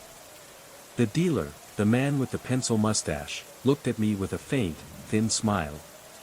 His eyes gleamed with something dangerous, something ancient. He gestured to the empty chair. "We've been waiting for a 5th, he said, his hands shuffling the cards with a supernatural dexterity. "Waiting for so long. One hand determines everything here. William never got to finish his last hand. Perhaps you'll have better luck." In that moment, I knew with absolute certainty that sitting down at that table would change everything. The barrier between my world and theirs would dissolve completely. I could feel it in the air, the thick, suffocating weight of the decision. But what was the alternative? To continue in this half-existence, torn between 2 realities? My grip on sanity was slipping with every passing night, every day that felt more and more like a fading dream. The temptation was unbearable. I took the seat. The dealer's hands moved in a blur, cards sliding across the green felt with impossible speed. His movements were fluid, as if the cards had a life of their own, responding to him as though they were part of his body. The other players watched me with hollow eyes, their expressions neutral, unreadable, but the longer I stared at them, the more I realized something chilling. They weren't just apparitions, they were trapped, bound to this endless night, this perpetual game. William Price hadn't disappeared after accusing them of cheating. No, he had become part of the game itself, another ghost at the table, forever ensnared in this never-ending cycle of playing cards, lost fortunes, and broken promises. What are the stakes? I asked, my voice steady despite the terror clawing at my chest. It was a question that had been echoing in my mind since I sat down, and now, finally, I needed to know the answer. The dealer's smile widened, a sharp, unsettling grin that revealed too many teeth. Why? He asked, as if my question were insignificant, something beneath him. Nothing too dear, he said, his voice suddenly echoing, distant, like it came from the bottom of a well.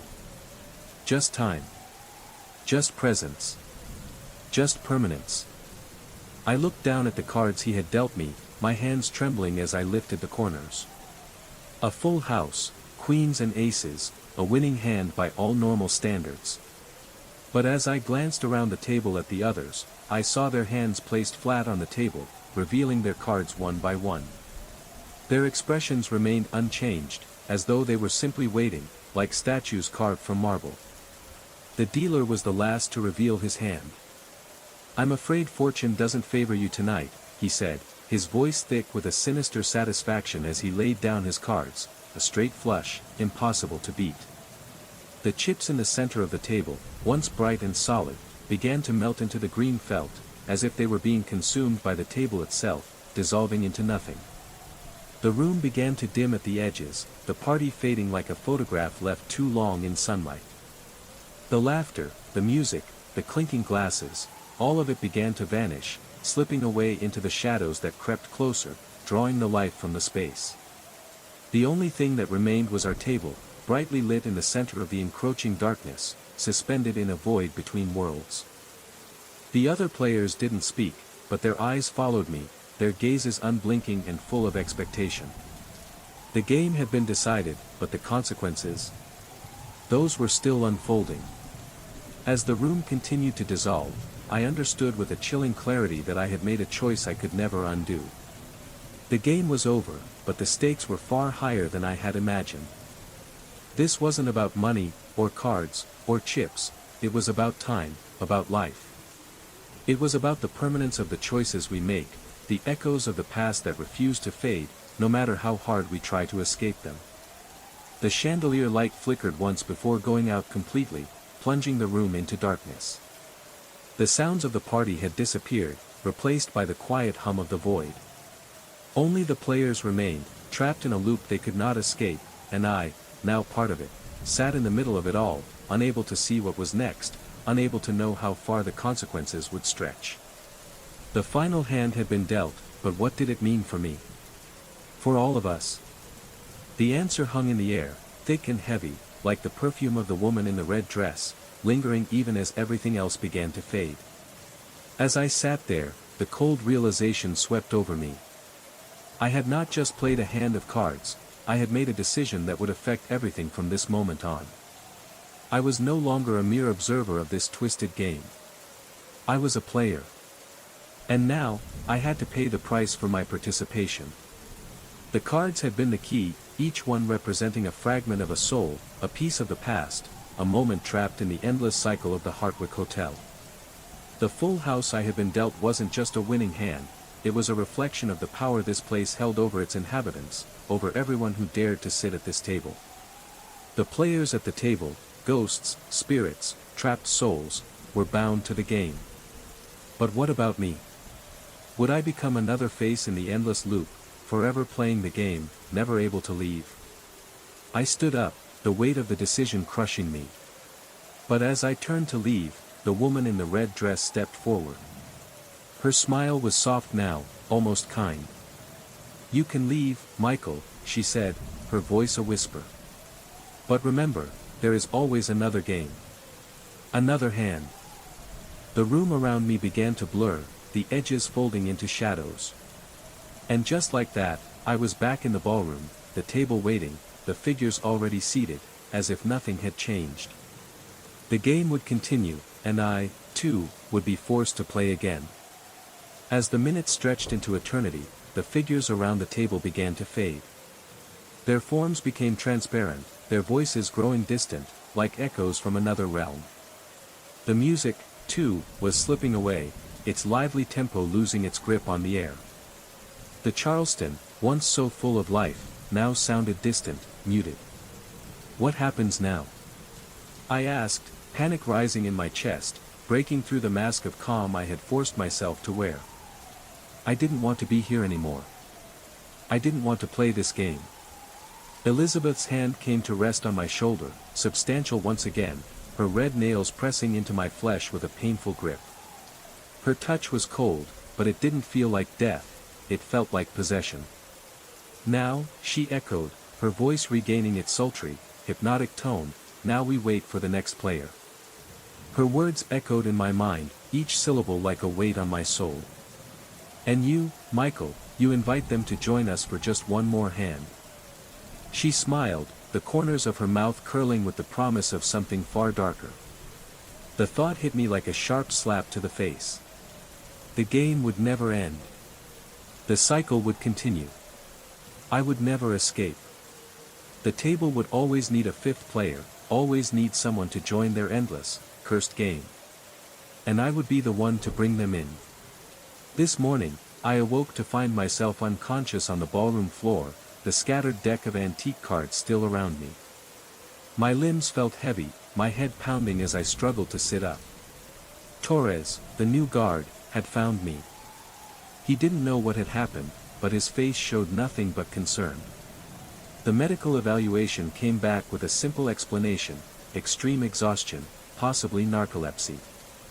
They put me on medical leave, pending further psychiatric assessment. But that wasn't the truth. I knew what had happened. I had somehow escaped, if only for a moment. The game had rejected me, or perhaps it had turned its attention to someone else, someone who had become a more tempting target. The allure of the table had been too great for me to resist, but somehow, I had fought back. For now. I submitted my resignation today. I'm leaving the city tomorrow, putting as much distance as I can between myself and the Hartwick. But even as I pack my apartment, the air feels wrong. I can still hear the faint, distant notes of jazz drifting through the walls. It's coming from somewhere inside the building, a soft, seductive sound that makes my blood run cold. And then, as I reach into my pocket, I find it, a new card. The Jack of Spades. The ink is faded, barely legible, but I can make out the message scrawled across its face: you left too early. The game isn't finished. I stare at the card, my heart sinking as a chill runs down my spine.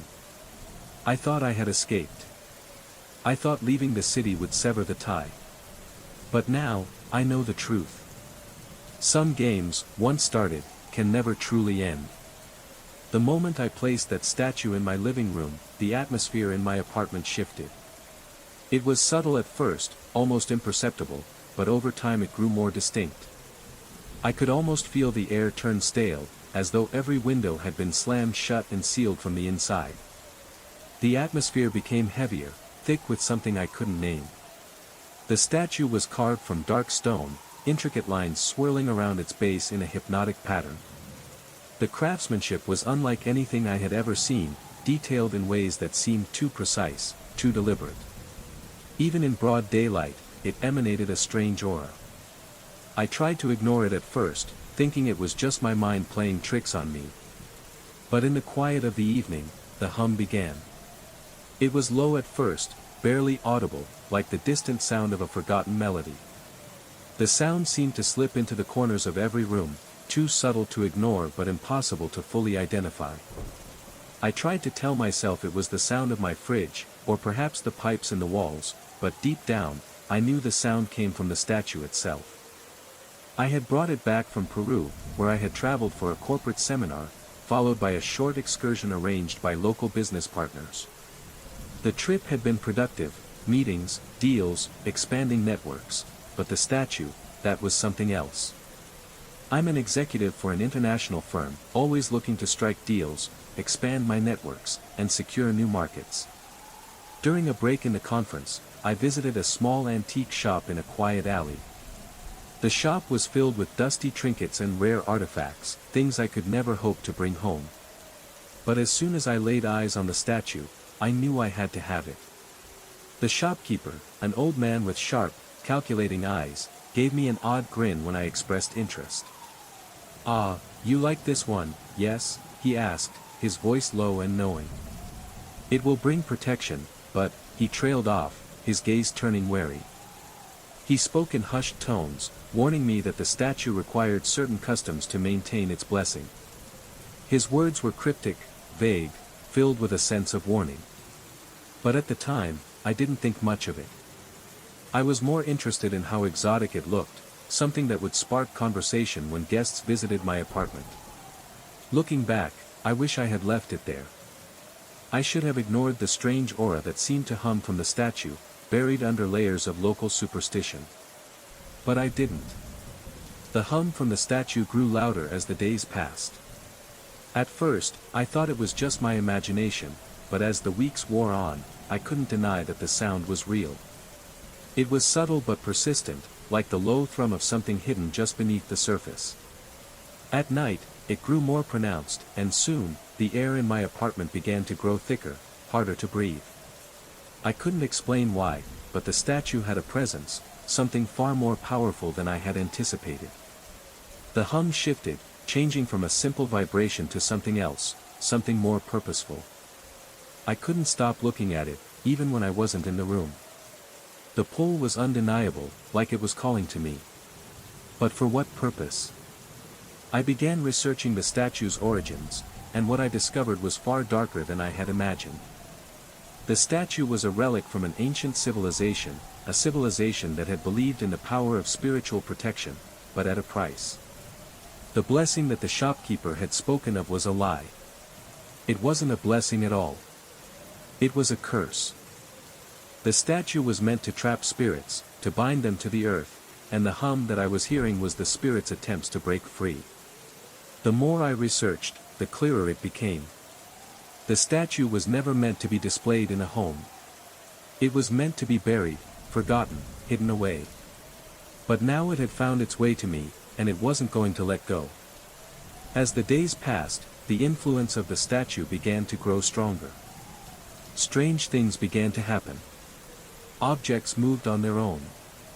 Shadows flickered in the corner of my eye. And worst of all, I began to hear whispers, voices calling to me in my dreams. "Join us," they whispered. "Come and complete the circle." I had unknowingly invited something ancient into my life, and now it would never leave. I knew there was only one way to break the curse, by returning the statue to Peru, to the place where it had originally come from. But as I stood there, staring at the statue, I realized the terrible truth: once the curse was awakened, it could never truly be undone. The statue would always be part of me.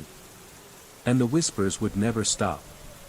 Now, the statue sits in my living room, dominating the space despite its modest size.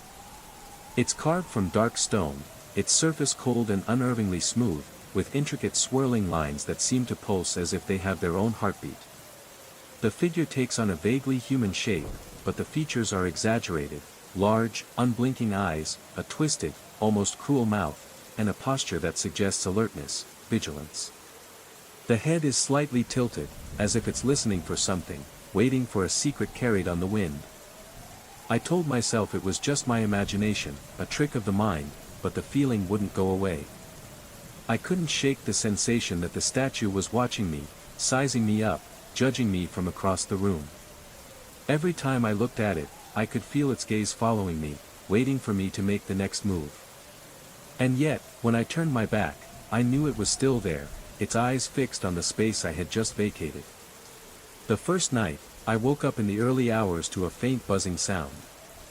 It wasn't loud, but it was persistent, a low, almost imperceptible hum that seemed to vibrate through the floorboards and into my chest. My sheets were soaked with sweat, and I felt an odd tingling under my skin, like I had been touched by something cold and electric. My heart was hammering in my chest, each beat echoing in my ears, the pounding rhythm an unsettling reminder that something was terribly wrong. I sat up, struggling to calm my breathing, but as I did, I realized a wave of nausea was creeping through my gut, slowly, deliberately. It was the kind of uneasy feeling that makes your whole body tremble, as if you're being pulled down by an invisible force. Not from cold, but from raw, unexplainable dread. A terror that scraped at the edges of my mind, begging me to do something, anything to escape it. I forced myself out of bed, my legs unsteady, like I was walking in quicksand. Every step felt heavier than the last, and a thin layer of goosebumps spread across my arms. I knew I had to check the apartment, but the very thought of walking through the rooms filled me with dread. In the living room, everything appeared still. Nothing seemed disturbed, nothing out of place. But the statue, it was hard to ignore. The faint glow of the street lamp filtering through the window cast long shadows on the floor, and I could have sworn it was angled differently. Just a few degrees, but it was different.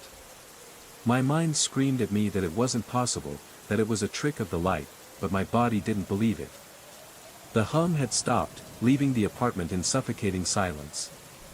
It felt like the air itself had become thick, pressing in on me, making it hard to breathe. I stood in the middle of the room for a moment, trying to catch my breath, my heart still racing. My mouth had gone dry, and my throat felt tight, as though I had swallowed something I couldn't digest. Reason told me the statue hadn't moved, of course it hadn't. It was just my overactive imagination, playing tricks on me. But a primal part of my mind screamed otherwise, a part that told me something was deeply wrong. And even though I couldn't explain it, I knew something had changed. Exhaustion overcame me, and I retreated back to bed, hoping sleep would offer some escape. But even as I closed my eyes, I couldn't shake the feeling that the statue's gaze was following me, waiting for me to return to it. That night, I dreamed of strange figures, people, or maybe shadows, dancing in a circle around a bonfire. They chanted words I didn't understand, their voices rising and falling like the rhythm of the wind. The statue was there, looming in the center of the circle, controlling the entire scene. It was the fire, the dance, the chant. It was the center of everything. When I woke up in the morning, I felt disoriented, like I hadn't slept at all. But then I noticed something I couldn't ignore. My left forearm was covered in fresh scratches, thin, red lines crisscrossing my skin, as if something small and sharp had grazed across it. I stared at the marks, my heart sinking in my chest. My first thought was that I must have tossed and turned, that I had scraped my arm against a rough corner of the nightstand. But the pattern didn't match. Each scratch was parallel, deliberate, too straight, too exact. As though something had made them, not just by accident. A cold knot twisted in my stomach as I tried to rationalize it, but my reflection in the bathroom mirror only filled me with more questions. My eyes looked sunken, ringed by dark circles. I splashed water on my face, trying to clear the fog in my head, but as I did, I noticed how my breathing had become shallow, each inhale scraping at my lungs, like I was suffocating on something invisible. At work, I couldn't shake the feeling of being off-kilter. Everything felt wrong. I went through the motions, smiling mechanically at colleagues, answering emails with half my mind somewhere else. But my thoughts kept drifting back to the dream, the bonfire, the chanting, the statue's unblinking gaze. It was there, in the back of my mind, like a shadow I couldn't escape. My assistant, a young woman named Claire, asked if I was feeling all right. I muttered something about jet lag, but the lie felt thin, like a piece of paper stretched too thin to cover the truth. I wasn't just tired. I was haunted. The statue wasn't just a thing in my apartment anymore, it had become a part of me, of my reality, and I could feel it seeping into every waking moment. The days blurred into one another. I began to notice things that I couldn't explain, shadows that seemed to move when my back was turned, the soft rustle of fabric or whispers when no one was around. At night, I could hear the faintest hum, almost imperceptible, like a low vibration in the air, emanating from the statue itself. It wasn't just a decoration anymore. It was alive, in its own way. The statue's presence grew stronger, and I found myself compelled to look at it, to study its features. Every time I did, I felt as if I were being drawn in, as though I were sinking deeper into its pull. I tried to ignore it, to focus on work, to carry on with life as normal. But it was impossible. The hum, the whispers, the scratches on my skin, they all led back to the statue. The realization settled in with cold clarity. I had invited this thing into my life, and now there was no escaping it. I couldn't leave it behind. The statue's curse had taken root in me, and I could feel it growing stronger every day. Desperation began to take hold. I couldn't sleep, couldn't eat, couldn't focus. My life was slipping through my fingers, and it felt like I was being suffocated by an invisible force. I knew what I had to do, but the fear of the unknown kept me from acting. Would destroying the statue break the curse, or would it just release something worse? As the days stretched into weeks, the pull grew unbearable. The statue was more than just a presence, it was my prison. And in my heart, I knew that no matter what I did, I would never truly escape its grasp. In truth, I was fighting a suffocating sense of dread that coiled around my spine, tightening with every passing day. The hum, the same strange hum, still lingered in the back of my mind, even during broad daylight at work, surrounded by colleagues, as if it had become part of me. It followed me everywhere. That evening, I came home determined to ignore the statue, hoping that the rational part of me could push past the growing unease. But the moment I stepped into the living room, I felt it, the sensation that something wasn't right. A chill prickled along my neck, and I couldn't shake the feeling that I wasn't alone. The air felt thick, heavy, pressing in on me. I turned on every light I could, desperately trying to chase away the oppressive darkness that seemed to fill the room. My heart pounded in my chest as I tried to convince myself it was just a piece of carved stone, a meaningless souvenir. But deep down, I knew it wasn't. It had never been just a statue. A few days passed, and the incidents escalated. The humming grew louder at night, seeping into my dreams like a silent poison. It wasn't just a sound anymore, it was a presence, a constant buzz that gnawed at the edges of my thoughts. I started having nightmares, nightmares that felt so real I could almost touch them. In these dreams, I was standing on a wind-swept mountaintop, surrounded by robed figures, their faces obscured by dark hoods. They bowed before the statue, chanting in a language I couldn't understand, their voices deep and guttural. The statue itself seemed to glow with an eerie, otherworldly light. And in the dream, I knew it demanded something. Something vital. Every time I jolted awake, my heart would slam so hard against my chest it felt like it was trying to escape. My breathing came in ragged bursts, each inhale sharp and painful, and beads of sweat dripped down my temples, soaking the sheets beneath me. I would lie there, staring at the ceiling in the dark, knowing deep down that this wasn't just a dream. This was a warning. Every morning, I woke up to new scratches or bruises on my arms and torso, thin, deliberate lines, as if unseen hands had seized me during the night. The fear was becoming too much to bear. I was living in a nightmare, unable to distinguish between waking and sleeping. I had to know if it was real. I had to prove it. In a state of mounting panic, I set up a security camera in the living room. I told myself that I just needed proof, a logical explanation. Maybe I was sleepwalking. Maybe the stress and lack of sleep were taking their toll. Perhaps something else was happening, something I hadn't considered. The next morning, I checked the footage, hoping to find an explanation, something to ease the creeping terror. At first, everything seemed normal. The statue stood where it had been placed, unmoving. But then, a flicker in the frame caught my eye. The statue's head, which had previously been tilted to one side, appeared to rotate ever so slightly, tracking motion in the room, following me as I walked past. The realization hit me like a punch to the gut. My stomach churned with nausea, and my legs felt like lead. I replayed the clip multiple times, each viewing making my pulse pound harder in my ears. I couldn't deny what I was seeing. The statue was moving. I tried to show the footage to a friend who had come over to visit, but when I brought it up, I ended up speaking mostly in vague terms, worried I'd sound insane if I insisted that a statue was turning its head on its own. My friend offered a half smile and suggested that maybe the camera had glitched. I didn't argue, unable to muster the courage to contradict him. My voice was too shaky to form a rebuttal. That night, the humming returned, louder and more unbearable than before. It was no longer just a faint buzz in the background. It was like a swarm of insects buried in the walls, vibrating in a synchronized rhythm. It filled my head, each note sharp and insistent. My temples throbbed as if the pressure in my skull had nowhere to go, and my heart hammered so forcefully that I could feel my pulse in every fingertip.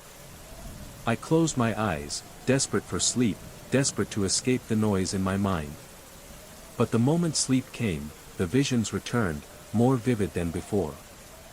I saw the statue, standing in the center of a dark ritual. The figures, draped in robes, circled around it, chanting in unison.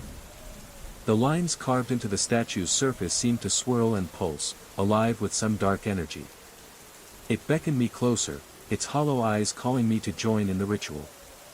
The chanting in my dream boomed like thunder, echoing inside my skull, reverberating through my bones. When I woke, I could hardly catch my breath.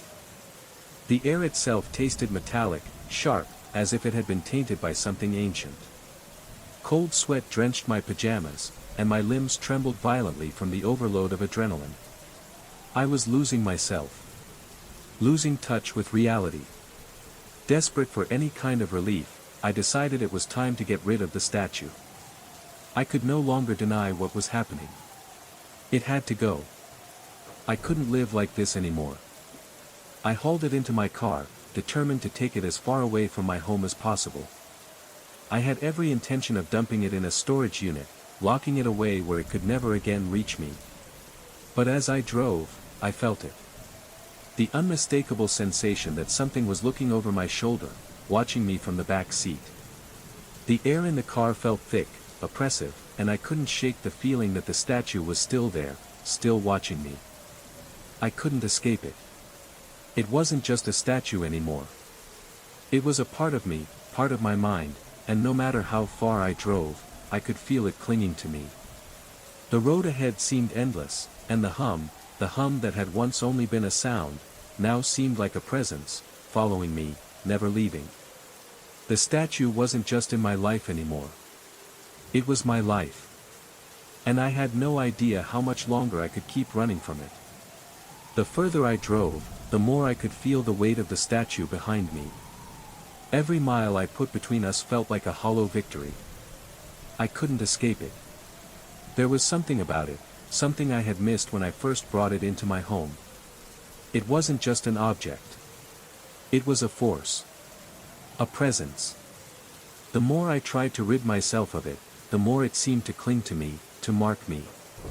The scratches on my arms, the nightmares, the humming, it wasn't going to stop. I was drawn to it, and I could feel it drawing closer. As I neared the storage unit, I realized with a sickening certainty that I wasn't going to be able to leave it there. The statue wasn't meant to be contained.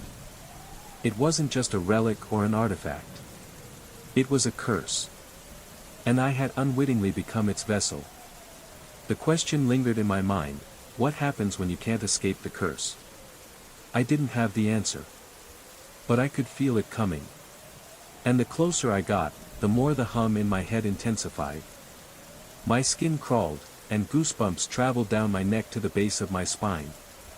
The air felt thick, suffocating, as if the space around me was closing in. The statue didn't make a sound, but I swear I could still hear the humming, vibrating in my skull, its presence seeping into every corner of my mind. Even after I had locked it away, I couldn't escape it.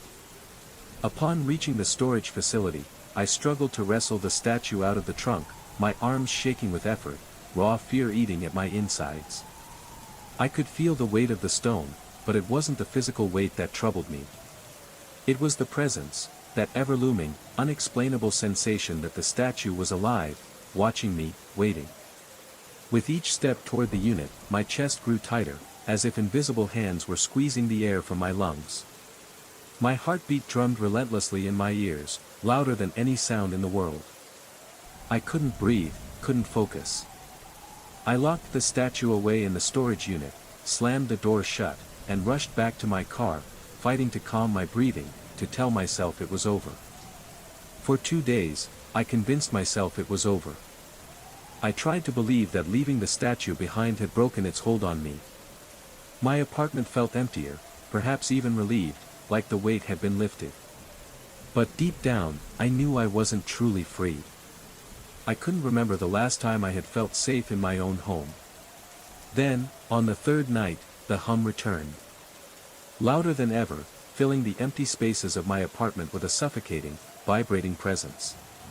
The nightmares came flooding back as well, more vivid than before, accompanied by a terrifying sensation of invisible hands gripping my wrists, pinning me down in the darkness.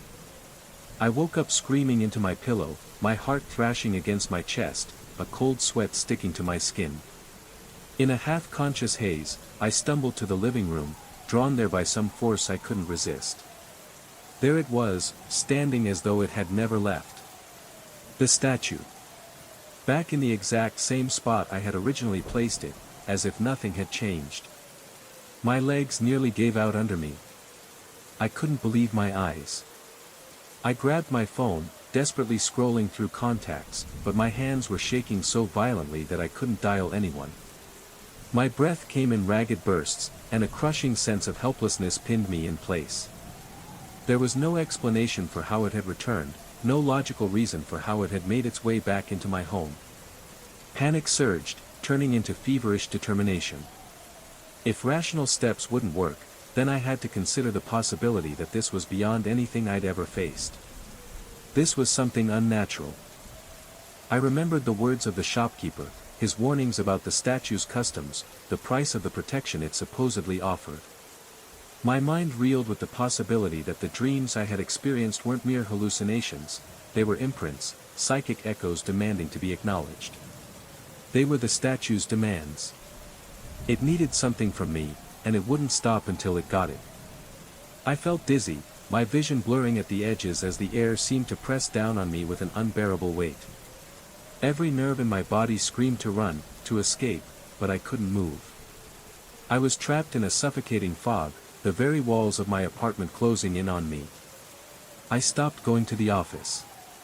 I couldn't focus, couldn't concentrate. I was too on edge, too consumed by the statue's presence. It was as though it was everywhere I went, even in my own thoughts. My apartment became a claustrophobic maze of shadows. The hum, the suffocating darkness, the incessant pull, it was like it was embedded in the very walls around me.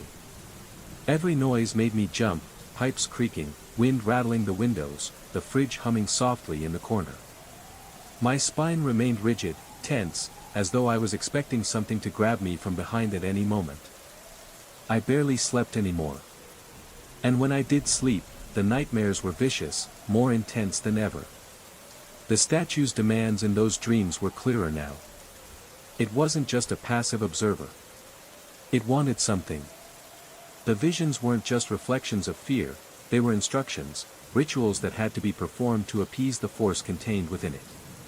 One evening, I lit every lamp in my apartment, turned on the brightest lights I had, hoping to push back the darkness that had clung to the statue. I needed to see it clearly, to confront it, to somehow break its hold on me. I sat down in front of it, determined to stare it down. But as I sat there, staring at the carved stone figure, something shifted in the air. The weight of its gaze intensified, its twisted features seeming to move, even though I knew they couldn't. The hum wasn't just in my head anymore, it was alive, vibrating in the air around me. It felt like a presence, watching me, waiting for me to make a choice. As I sat there in front of the statue, I realized with a sickening clarity that I couldn't simply ignore it.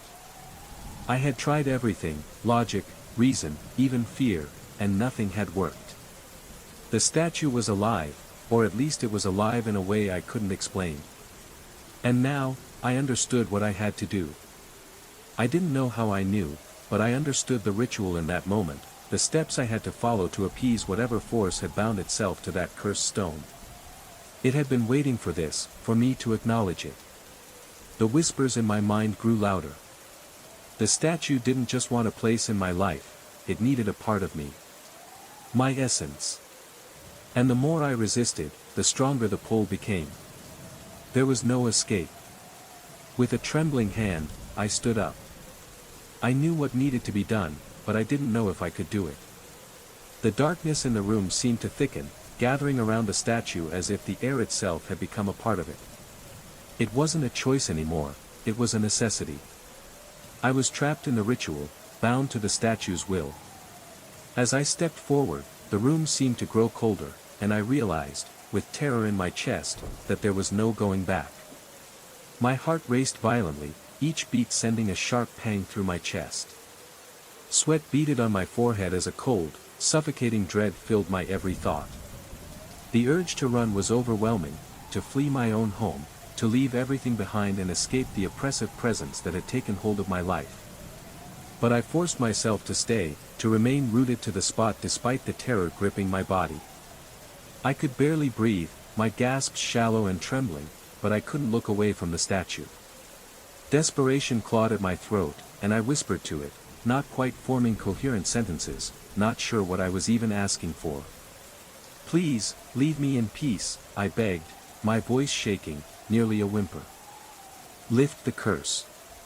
Please, I can't take this anymore." The statue didn't answer, of course. It simply stood there, unmoving, as it always had. But the hum, bore into my skull, louder now, more insistent.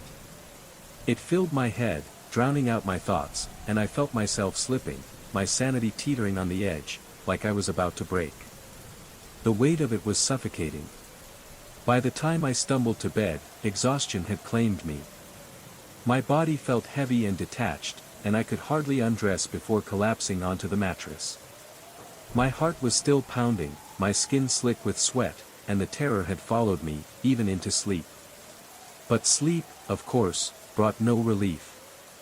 The night passed in fragments, in bursts of half-consciousness and terror. I saw myself once again in that ancient ceremony, but this time it was different. The chanting figures, their faces obscured by hoods, turned toward me all at once. Their eyes glowed with an intense, unholy light that made my hair stand on end. The statue loomed at the center of the scene, radiating a deep crimson aura that seemed to pulse with life, like the beating heart of a malevolent entity. And then, I felt it, the call. The statue's gaze fixed on me, demanding that I give in, that I submit. I knew, with a sickening certainty, that it was waiting for me to accept it, to become part of the ritual that had been unfolding for centuries. The air grew thick, heavy, like I was being pulled toward it, drawn into its dark orbit. I awoke with a start, my breath coming in sharp gasps, and stumbled to the bathroom, my stomach churning. I retched into the sink, the bitter taste of saliva and nausea filling my mouth. My skin was slick with sweat, and my arms shook violently from the aftershocks of the nightmare. I clung to the sink for support, trying to steady myself, but my body felt like it was unraveling. The next day, after hours of pacing in a near-panicked state, I couldn't take it anymore. I had to know. I had to see it for myself, even though I feared what I would find. My hands were shaking as I rewound the security footage, each second feeling like an eternity. At around 3:14 a.m., the statue twitched. Just a slight movement at first, but there it was. Its head, which had been tilted to one side, slowly rotated, tracking my movements as I walked across the living room. My heart lurched in my chest, and I felt dizzy, my legs unsteady as I continued watching. Then, the footage shifted. I saw myself, walking stiffly, like a sleepwalker, approaching the statue. I raised my arm, and in the dim light, I swore I saw the statue's mouth stretch into an unnatural grin, wide and grotesque. It was a grin that didn't belong to anything made of stone. It was a grin that sent a chill down my spine. Horrified, I continued watching.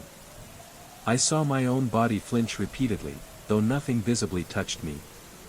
It was as though some invisible force was acting through me, manipulating my every movement. I could feel my stomach churn and reached up to touch my arm, only to discover fresh welts across my skin, as though something had been scratching at me, pulling at my body from within. I staggered backward, my vision swimming with confusion. What was happening? Was I losing my mind, or was this real? The truth hit me like a cold slap to the face. The statue wasn't just an object, it was manipulating me. It had control over me, and I was nothing more than a pawn in its ritual. Panic surged again, but this time it was different. The realization hit hard, fleeing wouldn't work. I could almost feel it in my bones. The statue would follow me.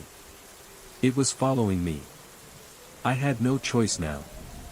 I couldn't keep living in this nightmare, couldn't continue allowing the statue to dominate my life. I had to do something, anything to break its hold on me. With my last shred of resolve, I gathered a few items I thought might help: cleansing herbs from a local store, a small bowl of water, and a candle. I wasn't an expert in rituals, but at this point, I was willing to try anything. Anything to rid myself of the dark presence that had invaded my life. The atmosphere in my apartment felt suffocating, like the air had become thick with an unseen weight. My lungs felt heavy, and every breath seemed to be a struggle. The walls seemed to loom closer, pressing in on me. And all the while, the hum grew louder, more insistent. It felt as though the very vibrations were mocking me, mocking my futile attempts to fight back. I knelt on the floor, facing the statue. My heart thundered in my ears, and my breath came in short, jagged bursts. The room seemed to close in around me, but I forced myself to look at the statue, to see it, to face it head-on. I whispered the words, any words I could remember, half-formed prayers and vague warnings the shopkeeper had mentioned. The words tumbled out of me in a jumbled, frantic stream, desperate to make sense of it all. The more I spoke, the louder the hum became, like the statue was responding, feeding off my fear, feeding off my desperation. As I knelt before the statue, I felt a surge of cold energy, as though the air around me had thickened into something solid. The light from the candle flickered erratically, casting long, twisted shadows across the room. The hum grew louder, more intense, like it was vibrating the very air I was breathing. I couldn't stop it. The words I recited seemed to fall on deaf ears. The statue didn't respond. Or perhaps it was already beyond my understanding, beyond the power of simple words. I could feel the energy around me growing heavier, pressing in like a physical weight. The statue was the ritual, it was the center, the heart of the curse. There was no breaking it, no escaping it. I realized, with a growing sense of horror, that I wasn't fighting the statue anymore. I was fighting myself, fighting my own fear and weakness. The statue had woven itself into my life, my very essence. It had claimed me. And no matter how much I tried to resist, I knew in my heart, it would always have me. The candlelight flickered, casting long shadows against the statue's cold, stony surface. I could feel its gaze on me, unblinking, unyielding. My spine tingled, a shiver crawling up my back as cold sweat formed on my brow, dampening my skin. Every movement felt heavy, like my limbs were made of lead. I poured the water over the base of the statue, holding my breath as I did it, praying that it would somehow end the nightmare.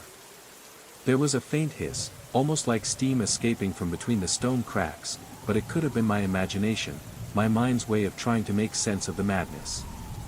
My hands shook violently, droplets splashing onto the floor as I continued, unsure of what I was doing but unable to stop. I sprinkled the herbs around the statue, the pungent scent filling the room, but it was hard to focus. My knees threatened to buckle beneath me, as if they could no longer bear the weight of my fear. A wave of dizziness washed over me. My vision blurred, and a heavy pressure began to build in my chest, like something was pressing down on me, suffocating me. The hum grew louder, vibrating inside my skull until I thought my head would split open. It was like I was fighting an invisible force, something pushing back against my every movement. My arms trembled uncontrollably, my teeth chattering from the strain. A strangled sound escaped my throat, more of a primal cry than a word, as I fought to regain control of my body. And then, as suddenly as it had risen, the pressure receded. The hum faded to a distant drone, still there but subdued. I opened my eyes cautiously, every muscle in my body tense. The candle still burned, its soft flame flickering in the stillness of the room.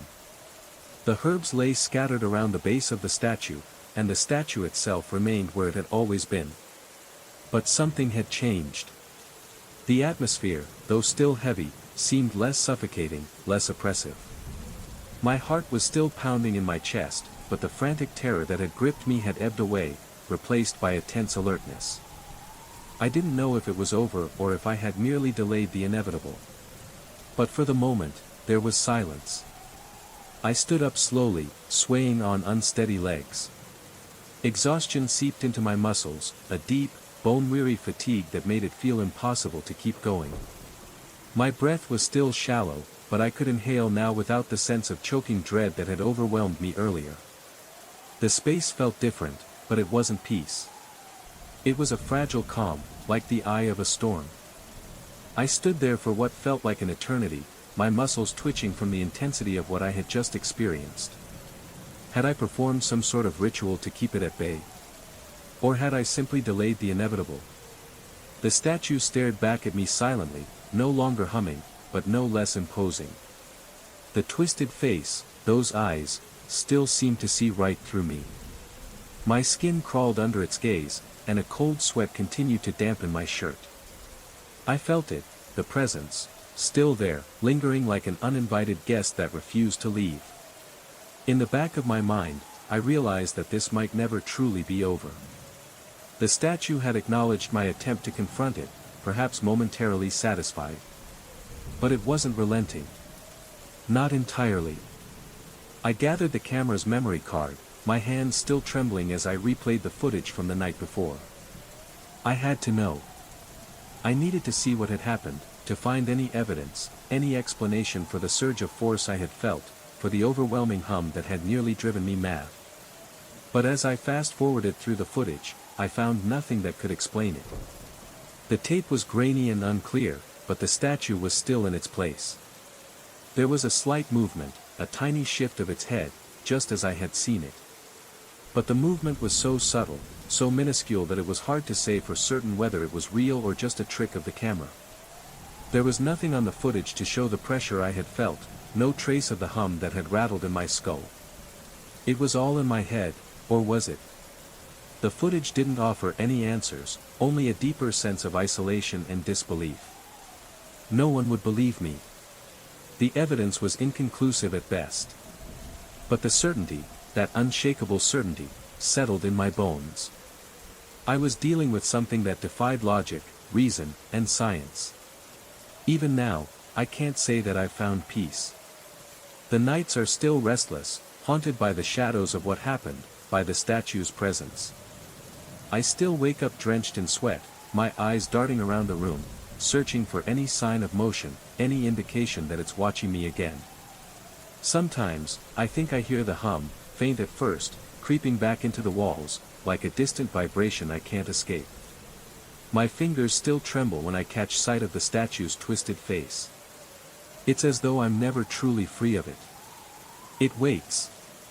Quietly, patiently, biding its time. No longer demanding sacrifices, but not entirely relenting either. It has found its place in my life, and I fear it will never leave. I've started leaving the lights on whenever possible, hoping that the bright glow will push back the darkness that seems to grow stronger with each passing night. I even leave the television running through the night, hoping the constant sound will mask the faint buzzing, the hum that continues to linger in my mind. But deep down, I know it's futile. The statue will wait. It will always wait. I've come to understand that there is no escape from the statue. I can't outrun it, and I can't hide from it. It has embedded itself into my reality, a dark thread woven through the fabric of my life. The more I fight it, the more it clings to me. The worst part is the uncertainty.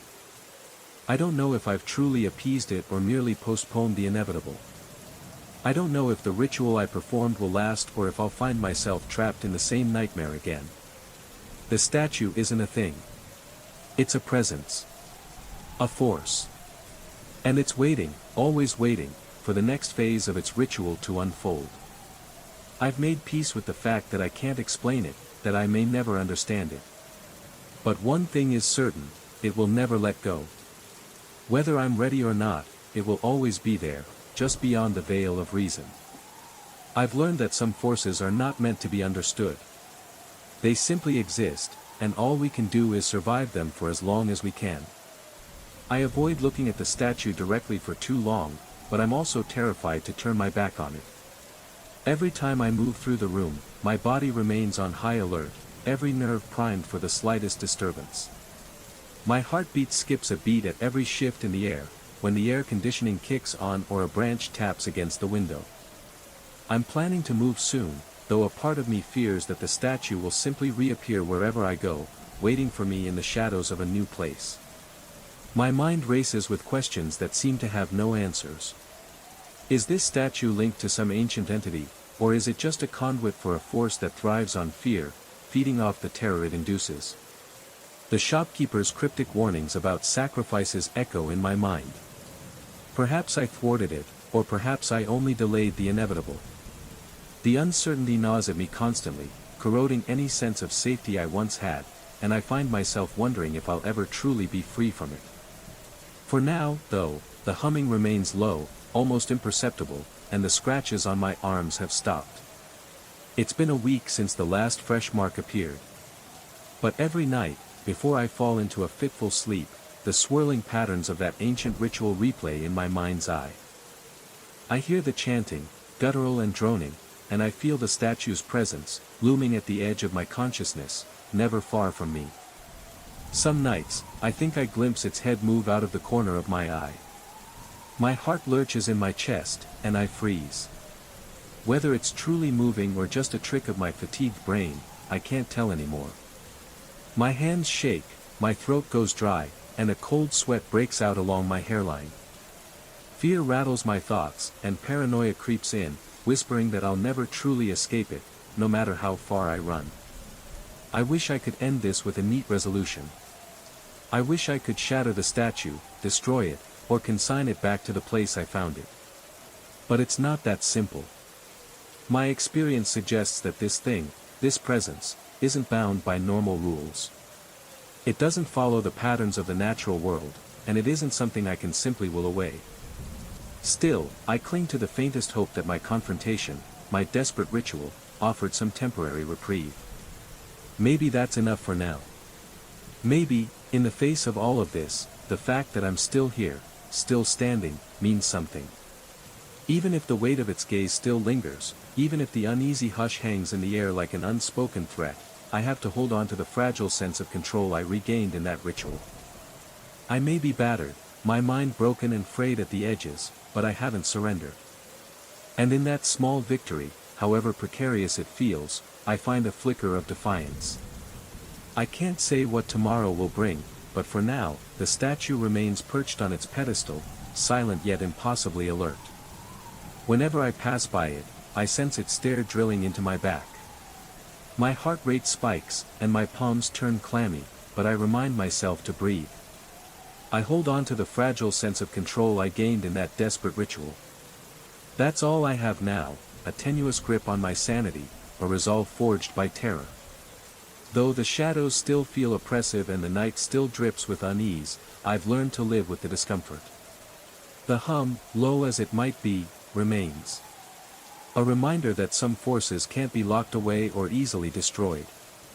They linger, like ghosts in the corners of the mind, in the dead of night, waiting for the next slip in your defenses when fear alone might be enough to let them in once more. I felt something was wrong with this house from the moment I stepped inside. The air was heavy, almost suffocating, as if the house itself was holding its breath. The dusty windows let in just enough light to make the corners seem darker than they had any right to be, casting long, eerie shadows that seemed to stretch across the floor. My pulse quickened as soon as I turned the key in the lock, and a thin layer of sweat formed on my palms. Though it was cool outside, the interior of the house felt unnaturally warm, like the atmosphere inside was thick with something intangible. Even then, I told myself it was just nerves, moving into a new place, away from everything I knew. It was supposed to be a fresh start, a new chapter in my life. But the moment I crossed the threshold, I felt the weight of something else. A presence. Something, watching me. And deep down, I knew that I hadn't left everything behind. I tried to ignore the unease settling in my chest, brushing it off as an overactive imagination. But the longer I stayed, the more I felt the oppressive atmosphere closing in. The house itself seemed alive with something ancient, something that didn't belong. It was small, too small for such a heavy presence. Yet, every creaking floorboard and every whispering draft seemed to carry a message. I would hear faint footsteps behind me, but when I turned, there was no one there. Sometimes, I would hear doors opening and closing on their own, a soft clicking sound echoing through the halls, though the doors remained firmly shut. I kept telling myself it was just the house settling, just the quirks of an old building. But deep inside, I knew better. The house was aware of me. And it had been waiting. For what, exactly, I couldn't say. One day, while exploring the house, I discovered a door in the back of the basement. I hadn't noticed it before, not in the rush of moving my things in or when I'd been unpacking. The door was old, weathered, with a rusty iron handle that seemed to have been untouched for years. But the moment I touched it, a chill ran down my spine. The door creaked open slowly, and a wave of cold air rushed out. The basement was darker than I expected, the shadows deep and heavy. I descended the creaky stairs, my heart racing, and when I reached the bottom, I saw it, an old chest sitting against the far wall, covered in dust. I knew, instinctively, that it was no ordinary chest. The air around it felt wrong, as though it had been sealed for a reason. The hairs on my neck stood up as I slowly approached it. The moment I touched the chest, the temperature in the basement dropped drastically, and I felt an icy presence coil around me. Something inside the chest stirred. Something that had been waiting. My new project was massive, and the building needed a complete renovation. But deep inside, I sensed something was wrong, something lurking within the walls, waiting to be discovered. I couldn't shake the feeling that this place held secrets, secrets that it was desperate to unveil. At the time, I didn't know just how right I was. I moved in to oversee the remodeling personally. As an architect, I relished the chance to resurrect old structures, to preserve their historical essence and merge it with modern designs. I saw potential in the bones of this old building, but the strange, pervasive feeling I couldn't shake left me uneasy. There was an energy in the air that made the hairs on the back of my neck stand up. I remember spending my first night wandering the empty halls with only a flashlight to guide me. My footsteps echoed through the silence, and the vast emptiness of the building pressed in on me. I was trying to get a feel for the space, but it wasn't just the size or the age that made the atmosphere so heavy. It was something deeper, something unseen. At the far end of the corridor, I noticed the wallpaper was peeling, an unsightly flap that seemed to invite my attention. Underneath, something caught my eye, faint lines, strange and deliberate, marking the wall. I made a mental note to check it the following morning, but a shiver ran down my spine as I moved away. I couldn't shake the feeling that I was being watched. The next day, I prepared my toolbox and carefully peeled back the decaying wallpaper. What I found made my stomach drop. Carved directly into the plaster, a symbol emerged, sharp angles and twisted curves. It was a grotesque design, crude and uneven, etched in a way that seemed almost wrong.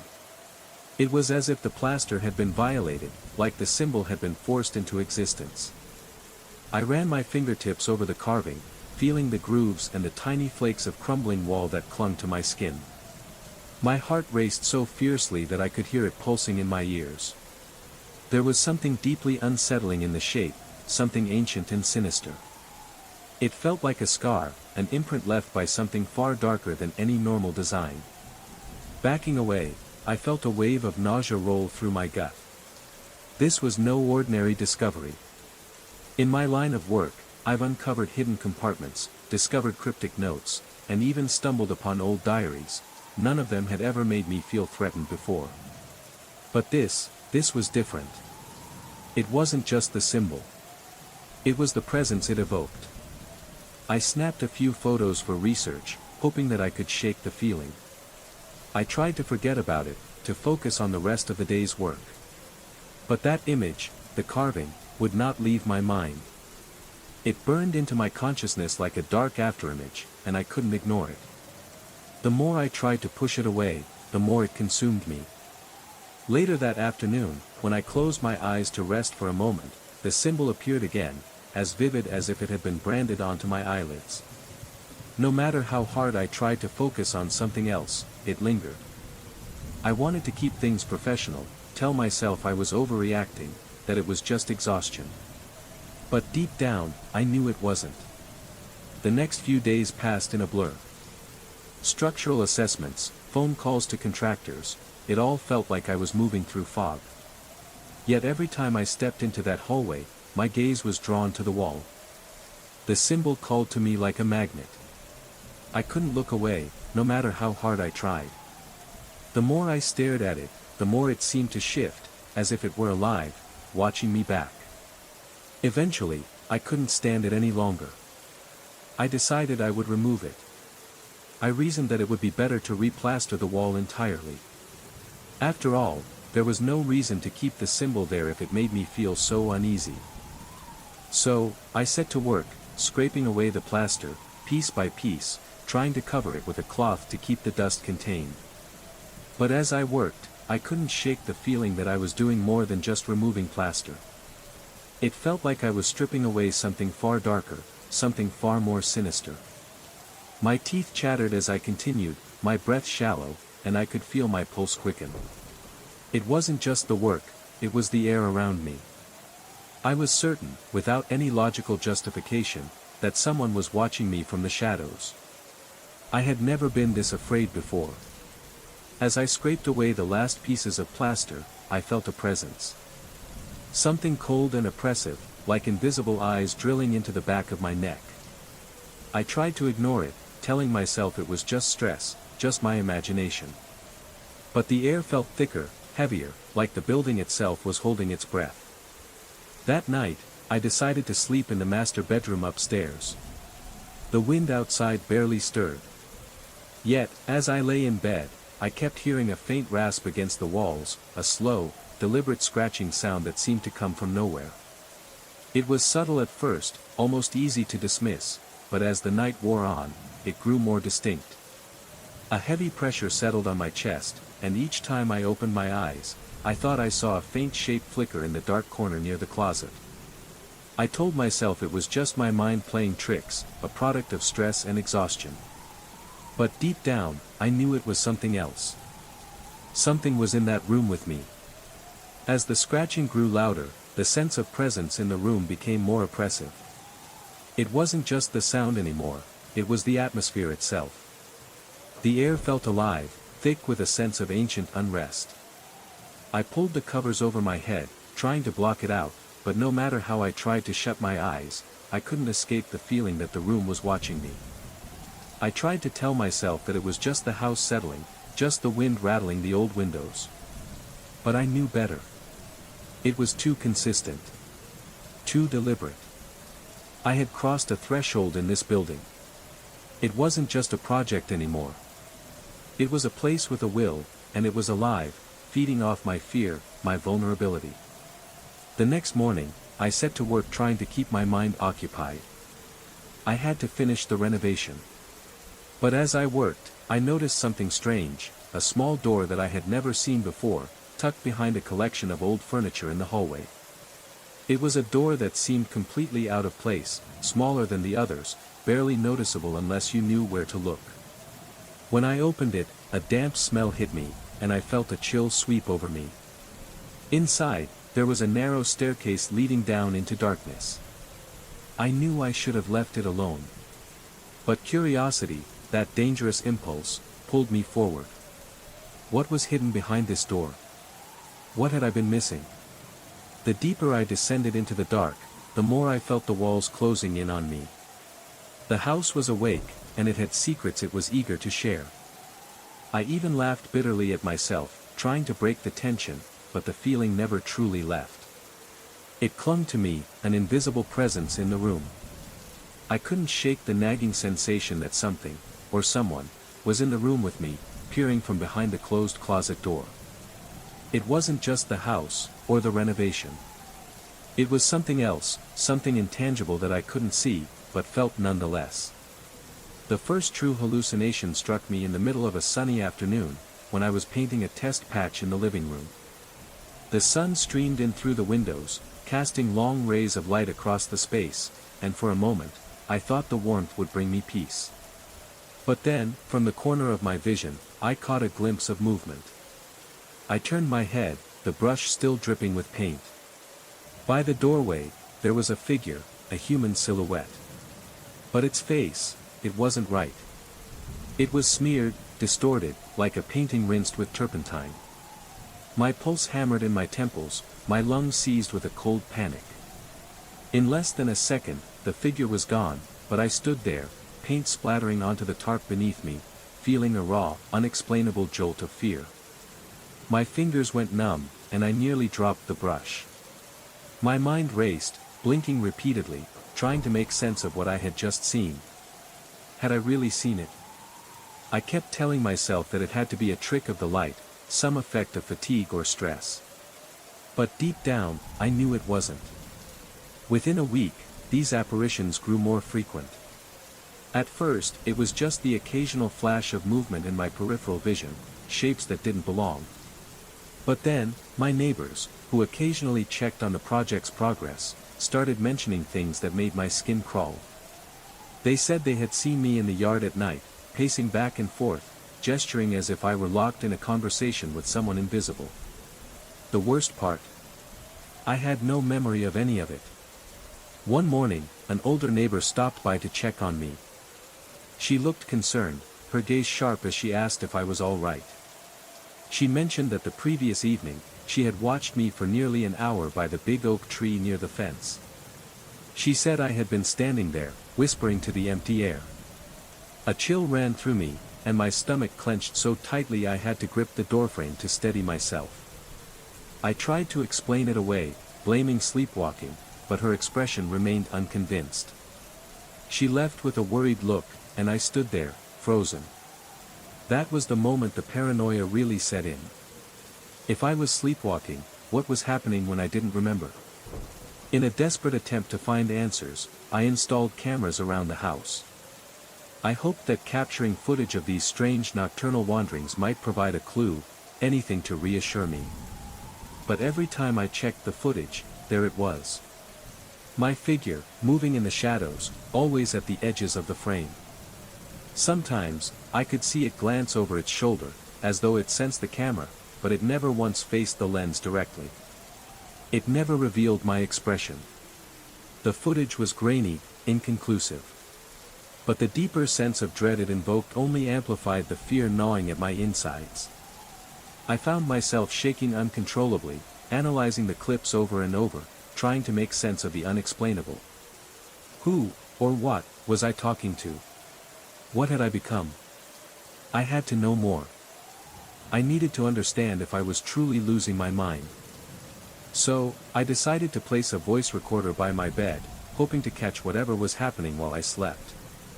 I had grown tired of waking up drenched in cold sweat, my heart racing, convinced I heard footsteps circling my bed.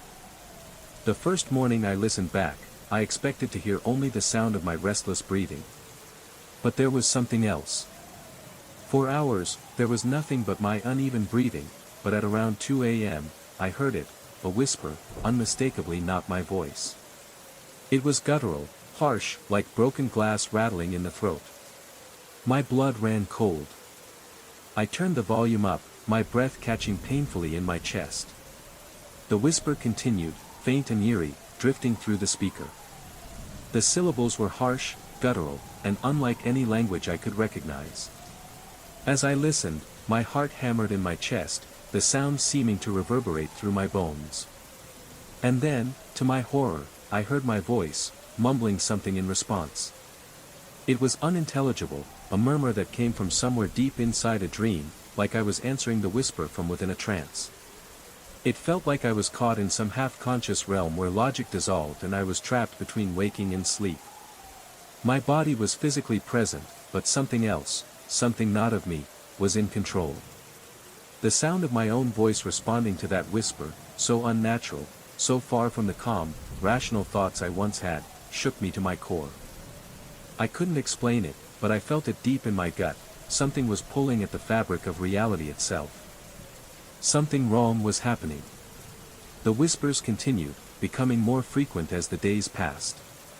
My neighbors mentioned seeing me again, standing near the oak tree, speaking in hushed tones to the air. But now, there was something else. They said they noticed a change in me, a hollow look in my eyes, a distance that hadn't been there before. I had become someone I didn't recognize. I had no memory of these nightly wanderings, no memory of what I was saying to the empty air. The cameras couldn't capture it, couldn't explain why I kept drifting between worlds, between sanity and something else entirely. It was then that I realized, the house, the symbol on the wall, the strange figures in the dark, they weren't just random occurrences. They were linked. They were all part of something far older, far darker, than I could ever have imagined. This place, this structure I had hoped to preserve and revive, was alive in its own way. It had its own purpose, and I had unwittingly become a part of it. Each night, as I lay in bed, the whispers grew louder, more insistent. They wanted something from me. And as the days blurred together, I realized that I was being drawn deeper into the house's twisted history. There was no escaping it now. No matter where I went, no matter what I did, the house would follow. The darkness inside would follow. I was no longer just the architect of this building's future. I had become part of its dark past, a past that had never truly died. And as I sat there, listening to the whispers in the dark, I knew the house had made its choice. I was trapped. The next nights, the recordings became more disturbing. The foreign voice grew louder, its cadence more insistent, pressing closer as though it were creeping out from the dark corners of the room. My answers, once distant and almost mechanical, started to sound more desperate, trembling with a raw, terrified energy. I could hear my own breath quivering between the phrases, gasping for air, as if I was fighting something I couldn't see. It was like a conversation, but it didn't align with any language I knew. The words were guttural, harsh, impossible to understand, yet they felt alive, a presence pushing against me from the other side of the recorder. I started to dread the evenings, my anxiety growing sharper every time the sun dipped below the horizon, every time the shadows deepened. I double-checked the doors, locked them with trembling hands, and drew the curtains, though I knew it wouldn't matter. What could a few locked doors and closed windows do against something intangible? It was absurd, but I needed to feel like I had control over something, anything. My heart pounded so hard I could feel each beat resonate in my skull, and my mouth turned so dry it felt like sandpaper. As the sky darkened, I often found myself standing motionless in the hallway, paralyzed by the thought of nightfall descending again. I wasn't sure what I was waiting for, or what I was afraid of, but I could feel the fear growing, twisting, as the day slipped away. Every night felt like a battle against myself, a fight to remain calm, to keep my mind from splintering further. As the days dragged on, the hallucinations in the house intensified. I began seeing figures, shadowy, distorted shapes, lurking just at the edge of my vision.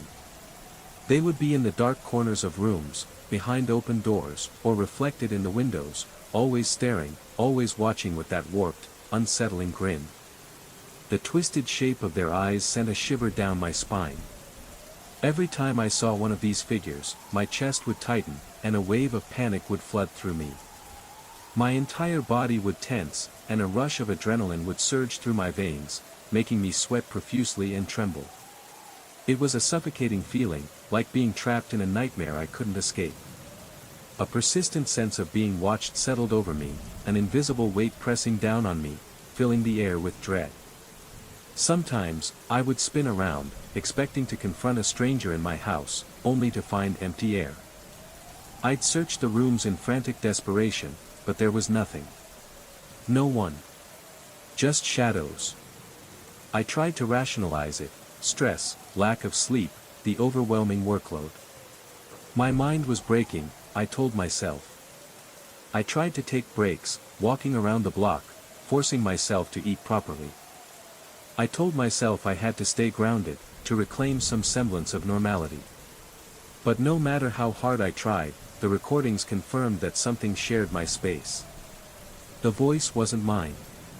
It spoke in a language I didn't understand, answering questions that weren't there, asking things I couldn't comprehend.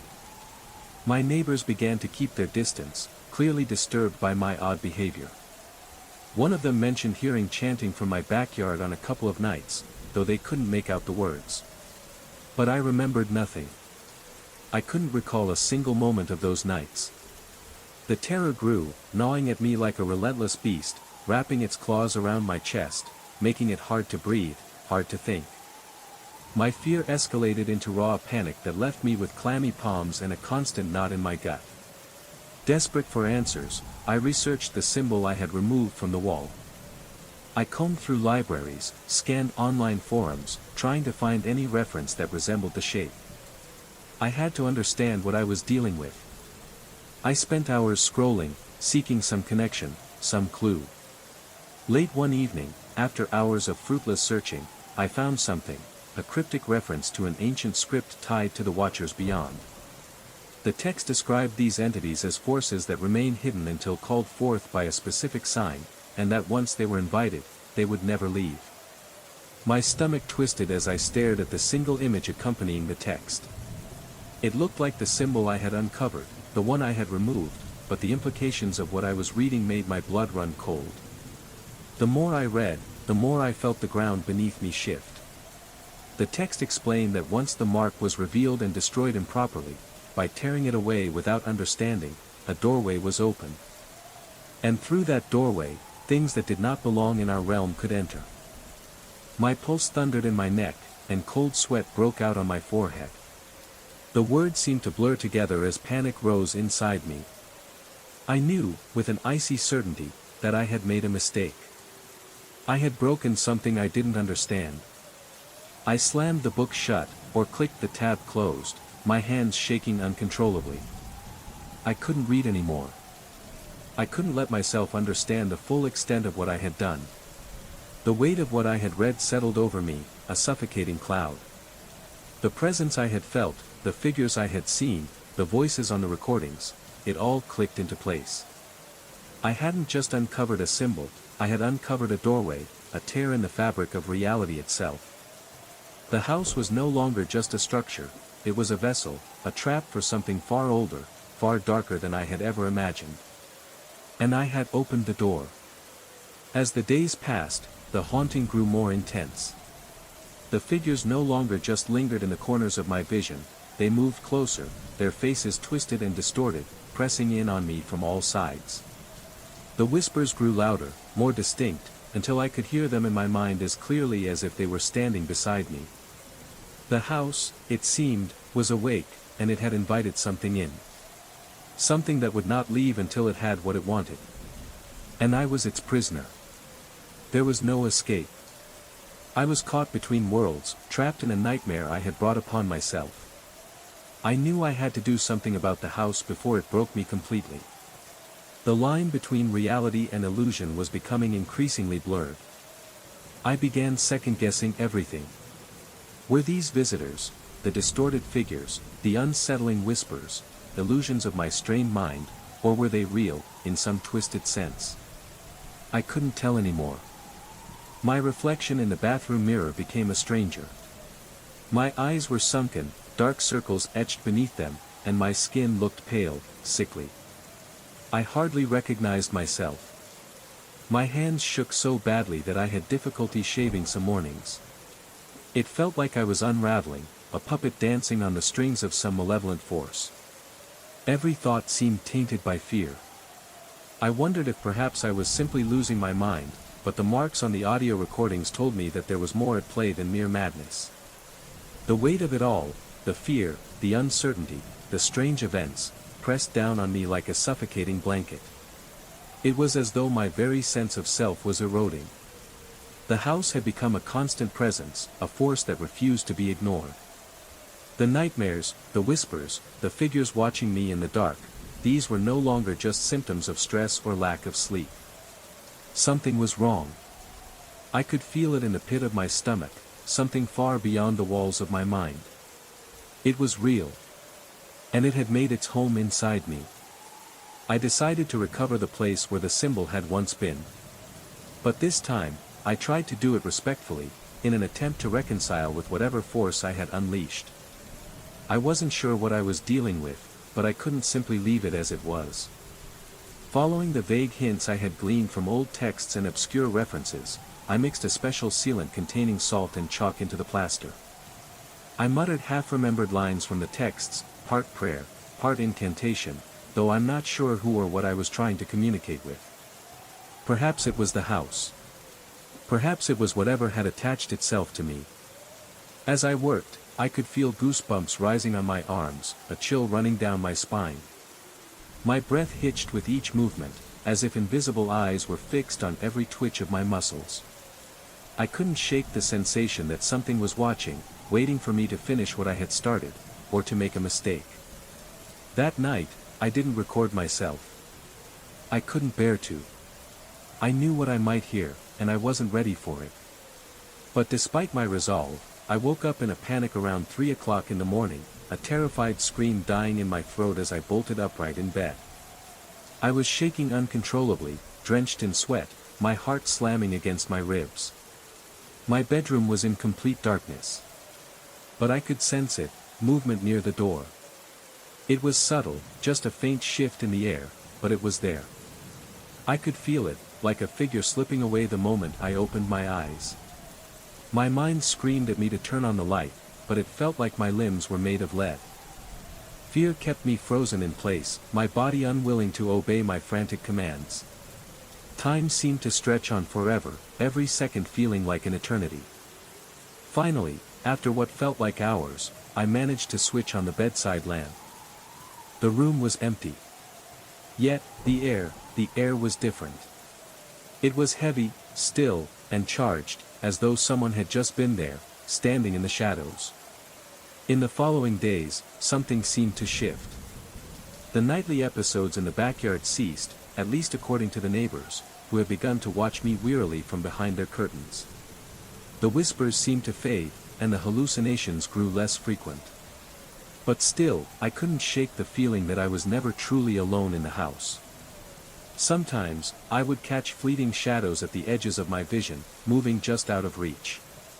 But they no longer lingered, no longer taunted me with their faceless stares. Still, the voice on the recordings remained, the words I couldn't understand, speaking in a guttural, alien tone. It was the only evidence I had that something unnatural had attached itself to this place, or perhaps to me. Eventually, I reached a breaking point. I packed up my essentials and decided to leave the renovation unfinished, at least for a while. I told myself it was just a break, a way to clear my head and regain some semblance of sanity. I needed to escape the constant terror that had filled my every waking moment. As I walked through the corridors one last time, I paused near the wall where that symbol had once been hidden. My heart pounded in my chest, and my legs felt weak, as if the very air was pressing against me. But I forced myself to press a hand against the fresh plaster, hoping to close the chapter on this nightmare. As I stood there, my hand on the plaster, I felt an unmistakable pulse, a beat, like a heartbeat, beneath my fingers. It was faint, almost imperceptible, but I could feel it, as if the house itself was breathing. I jerked my hand away, heart racing, mind spiraling. Was this it? Was the house finally alive? I had tried to protect myself, tried to make amends for the mistake I had made, but I couldn't deny the feeling that something was waiting. With a final, desperate glance at the empty rooms, I grabbed my bag and left. But as I closed the door behind me, I couldn't shake the thought that the house wasn't done with me. No, it wasn't done yet. It would never be done. It felt cool and solid beneath my hand. As I pressed my palm against the fresh plaster, I whispered under my breath that I was sorry for disturbing whatever lay beneath, whatever I had awakened. My throat was tight, and my voice trembled so much that my teeth nearly chattered. There was a strange, suffocating sense that the house, or whatever force lingered within it, was listening, gauging my sincerity, testing whether I truly understood the magnitude of what I had done. I don't know how long I stood there, but when I finally stepped outside, the daylight hit me like a shock, disorienting and almost blinding. My ears rang, my skin prickled, as if I had just emerged from a stifling cave. The world outside felt foreign, too bright and harsh after being surrounded by the oppressive gloom of that house.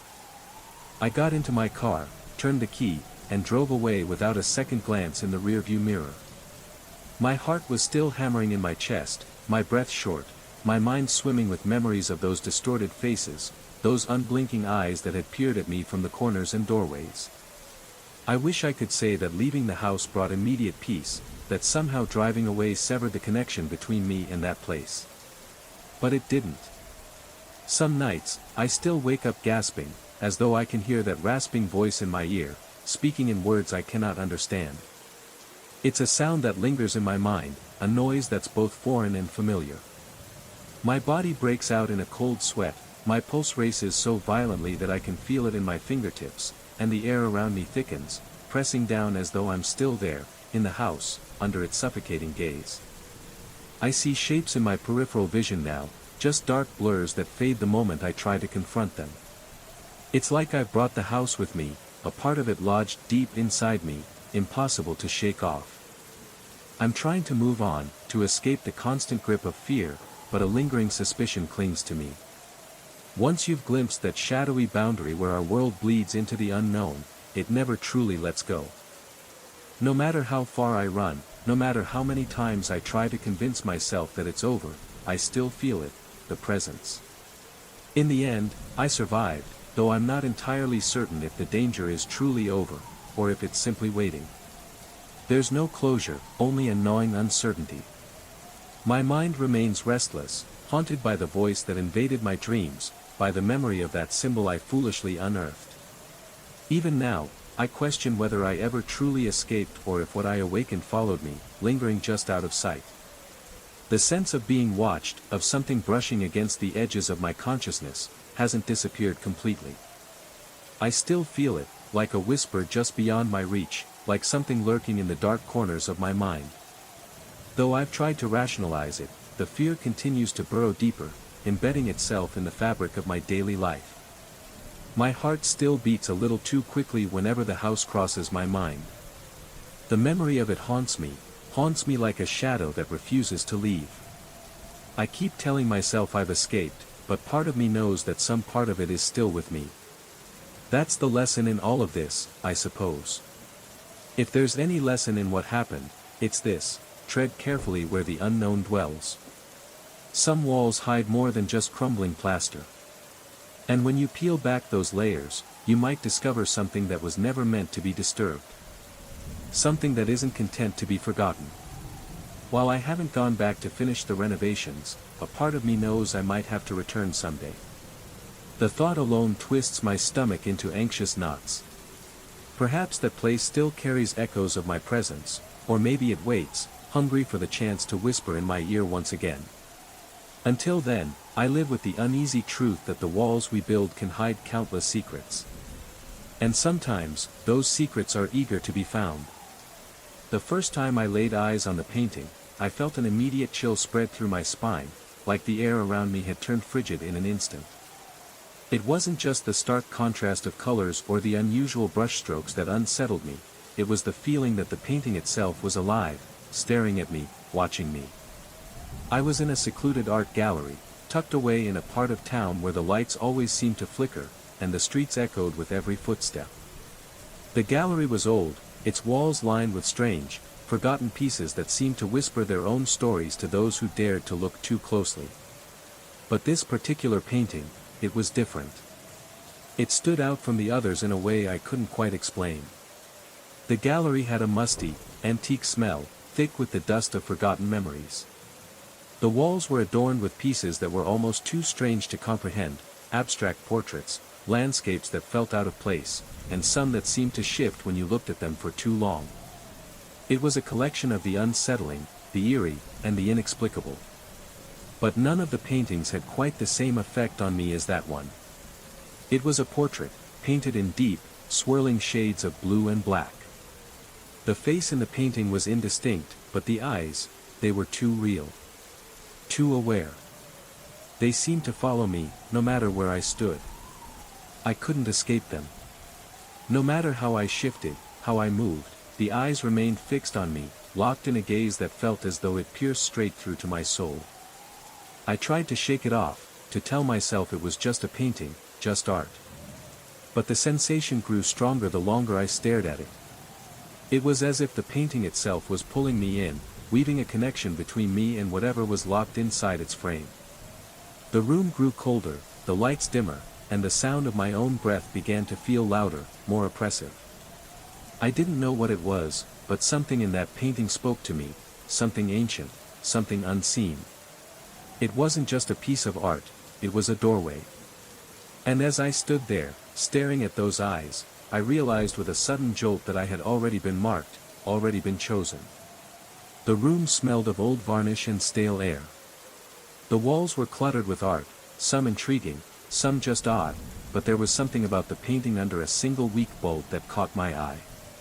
It wasn't anything extraordinary at first glance. It showed a dark corridor, dimly lit, with barely discernible figures in the background. Their outlines were blurred, as if the paint itself was uncertain about their shape. But as I stood there, staring at it, I couldn't shake the odd sensation that the painting was alive, somehow pulling me in. I brushed it off as a trick of my mind, an overactive imagination brought on by the eerie ambience of the neglected gallery. I told myself it was just the atmosphere, the dusty, forgotten corners of the gallery that made me feel uneasy. Little did I know, that moment would mark the beginning of a horror that I still struggle to understand. I am a collector. By no means am I wealthy, but art has always been my sanctuary from a world that feels increasingly devoid of meaning. I gravitate toward works that speak to me on some deep, visceral level, and that night, the painting felt as though it was speaking directly to me. But not in a comforting way. Instead, it seemed to issue a warning, a message that I couldn't decipher, yet felt instinctively in my bones. There was no plaque, no name of the piece, just a handwritten price tag that seemed oddly low for something so captivating. It was almost as if the price didn't match the weight the painting carried. Perhaps it was the artist's disappearance or the tension that seemed to cling to it, but I paid without question. The gallery owner didn't say much. He barely made eye contact, his voice low and careful as he mentioned, almost as an afterthought, that the artist had vanished right after finishing that particular piece. He added that many potential buyers found the painting unsettling, but left the rest unsaid, letting the weight of his words hang in the air. I noticed a tension in his jaw as though he was relieved to be rid of it. At the time, I didn't think much of it. I took the painting home, but the unease in the air never quite left me. That first week, I hung the painting in my living room. My apartment is small, with creaky floorboards and dim corners that I've grown accustomed to. Often, my own reflection in the window at night unsettles me, but nothing had ever disturbed me as much as this particular piece. By daylight, it was almost mundane, just a dark corridor, shadowy silhouettes, walls that seemed to stretch too far. It looked like something out of an old horror story, but still, nothing that felt truly dangerous. Yet, as evening approached and the soft glow of my lamp cast shadows over the room, something began to change. The details. They weren't so subtle anymore. At first, it was little things. The silhouettes shifted, moving ever so slightly to the right. The corridor itself seemed to narrow just a fraction. Each change was imperceptible on its own, but they added up. I began to feel it, an instinctual, creeping dread every time I looked at the painting. My heart rate would spike as if my body instinctively recognized something vile unfolding, something wrong. I tried to dismiss it. I told myself it was just the interplay of light and shadow, that the mind can be tricked when it stares too long at something vaguely defined, especially something as abstract as the figures in that painting. It was all just coincidence. It had to be. Then came the second week, the real turning point. The painting began displaying scenes from my daily life, but they weren't happening in the present. They always depicted a day in advance. I nearly dropped my coffee mug one morning when I saw a faint shape in the foreground of the painting, standing in the same position I had been just hours before. It was a figure wearing the same coat I had worn the day before. But the catch? It wasn't just any coat, it was the one I had laid out that morning, the one I was planning to wear but hadn't yet put on. A cold sweat dotted my forehead, and my stomach knotted up in disbelief. How could it be there? How could the painting show something before I even put it into motion? It made no sense. The unnerving feeling that had begun to haunt me grew stronger as the days passed. Every time I looked at the painting, I felt as if something invisible was watching me, something far beyond the physical world. The figures, though still blurry and indistinct, seemed to be growing clearer, more defined. And they weren't just watching me anymore. They were waiting. As the days went on, the scenes grew more disturbing. The same figure I had seen in my coat reappeared in the painting, only this time, it was walking down the corridor in the same direction I would walk later that day. The exact same path. But there was something off about it. The figure's posture was wrong, its movement stilted, jerky, as though it wasn't entirely connected to the space it was in. The painting was no longer just showing my future, it was mimicking it, like a distorted reflection in a shattered mirror. I couldn't explain it. I tried to rationalize it. Maybe it was just a coincidence, some bizarre visual trick. But deep down, I knew it wasn't. The painting was no longer just a thing of art, it had become an extension of something darker, something ancient. I decided to investigate. I dug through old art forums, sought out obscure references to the artist, anything that could shed light on what I had bought. But every lead led me back to the same dead end, no one knew where the artist had gone. There were whispers of curses, of powers beyond comprehension tied to certain pieces of work, and of buyers who had vanished, leaving nothing behind but the paintings. The more I uncovered, the more certain I became of one thing: this painting wasn't just art. It was a gateway, a conduit for something other, something trying to break through. I told myself I was imagining coincidences. I tried to ignore the painting for the rest of the day, staying out of the living room and convincing myself that all I needed was more sleep. I tried to push the unsettling feeling away, telling myself I was just tired, overworked, and susceptible to the tricks my mind could play. Yet, by evening, I found myself drawn to it again, as if I were a helpless spectator to a silent film that predicted my next move. It was as if the painting knew what I would do. I couldn't tear myself away, even though every fiber of my being screamed at me to stay away. The following night, I saw something unmistakable. There it was. The painting depicted me in my own kitchen, reaching into the top cupboard for a glass. The details were shockingly accurate. My hair, my posture, my expression of mild frustration, I recognized every nuance. It was a scene I had lived just the night before, or so I thought. But this time, it was depicted in the painting before it happened. I could barely breathe. My mouth went dry, and an icy, clammy tension enveloped me. The walls of my apartment felt smaller, closing in on me as the reality of what I was seeing sank in.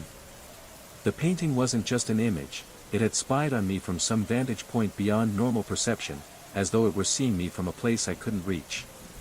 The next morning, in a daze, I repeated the same action, opening the cupboard for a glass. The same moment played out before me, exactly as I had seen it in the painting. My mind raced with panic, replaying what I'd seen on the canvas. Was I genuinely living out the painting's premonitions? Or was the painting reflecting my life after it happened, tricking my mind into thinking it had come first? Doubt gnawed at me, but deep down, I knew. The images were forming before they happened. My hands trembled whenever I approached the painting. My heart thundered in my chest, and even the smallest squeaks of the floorboards under my feet seemed unnaturally loud. Each step felt heavy, a constant reminder that something was profoundly wrong. The corridor in the painting grew more defined. The walls became more textured, and I could almost make out the faintest patterns in the bricks, like a real place that had depth and substance. I could see a subtle glistening of water stains creeping up from hidden leaks, as though the corridor were alive, decaying, breathing, waiting for something.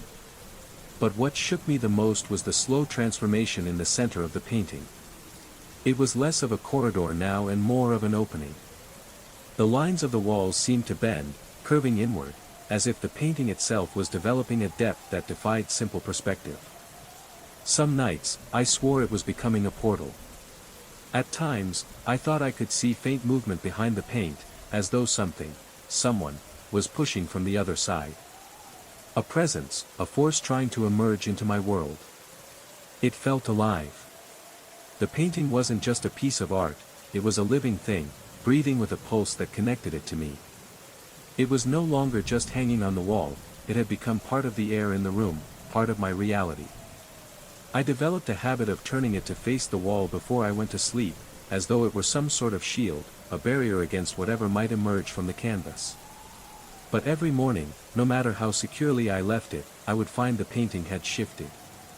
Its angle would be different, facing me once again, as if it had been waiting for me to look.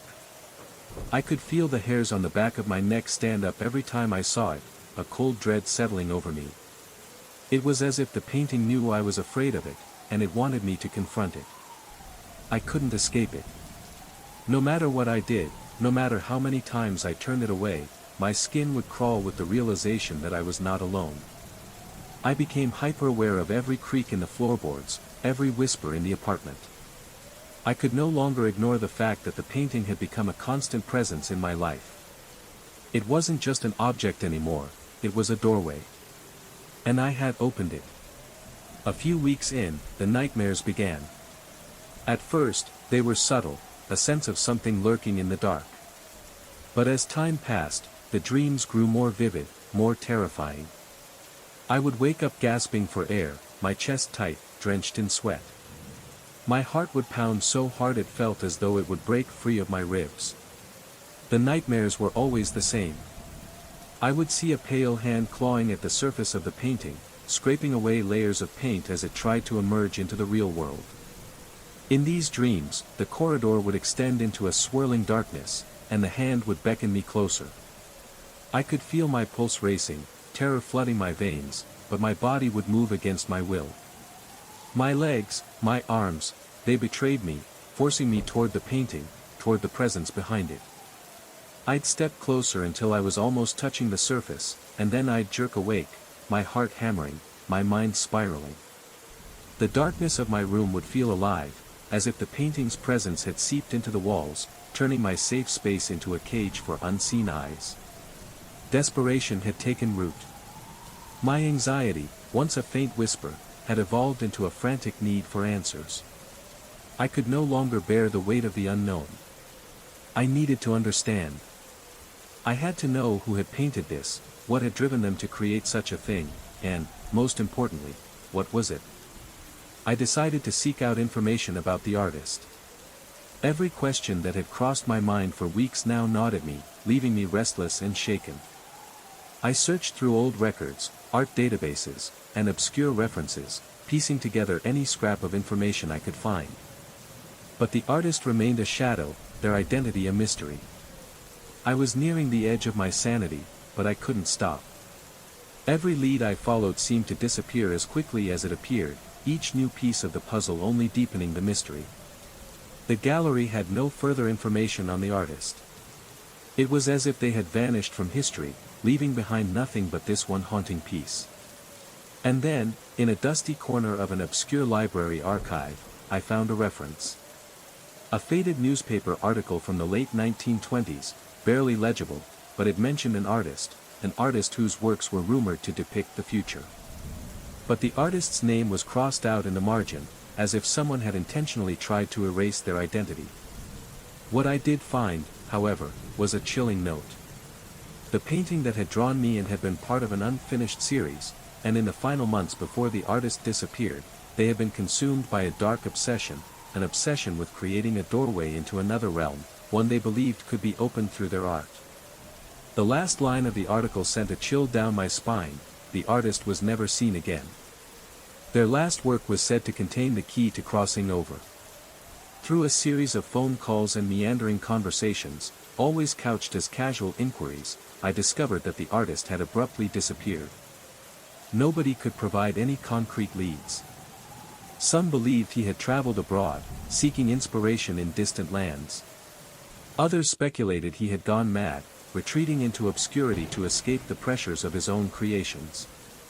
Most, however, simply admitted he was secretive, prone to working late into the night, keeping to himself and his work. One gallery attendant offered an unnerving detail. The artist had once claimed that he wasn't creating the painting, but rather discovering it, as if he were uncovering something that already existed. When I heard this, my skin crawled. The hairs on my arms prickled, and a clammy sensation spread through me. My breathing grew shallow, and I realized I was gripping the phone so tightly my knuckles were white, my mind racing with questions I could hardly keep up with. The attendant's words hung in the air like an ominous shadow. Discovering it, not creating it, as though it were always there, just waiting to be found. It unsettled me in a way I couldn't explain. Each night, the painting seemed to grow more warped, more alive. Its dimensions began to feel inconsistent. Sometimes, standing just inches away, I would feel a cool draft on my face, as though the corridor depicted in the painting had an internal breeze, a current of air flowing through it from some unseen source. My mind started playing tricks on me. Or so I tried to convince myself. But then I would catch glimpses, just out of the corner of my eye, of a hand coiled in the shadows on the canvas. When I turned to look directly, it would be gone, as if nothing had ever been there. Yet, the feeling of being watched didn't dissipate. I felt it, constantly. Eyes on me, even when I moved to other rooms in the apartment. There was an unnatural presence that emanated from that cursed painting. My muscles would tense involuntarily, as though my body was anticipating something, always on edge. Every time I turned a corner, I found myself half expecting something monstrous to be waiting, lurking in the shadows, ready to pounce. Then came the nights of the full moon. The first full moon after I brought the painting home was the turning point. That night, I woke up at exactly 3 o'clock in the morning. The apartment was silent, but an indescribable dread settled heavily on my chest. Every nerve in my body was on edge, like a warning system gone haywire, signaling imminent danger. I forced myself out of bed, my limbs sluggish, moving against my will. The hallway was dim, but as I stepped closer, I saw it. The painting, glowing faintly in the dark. There was no lamp on, no moonlight streaming through the window.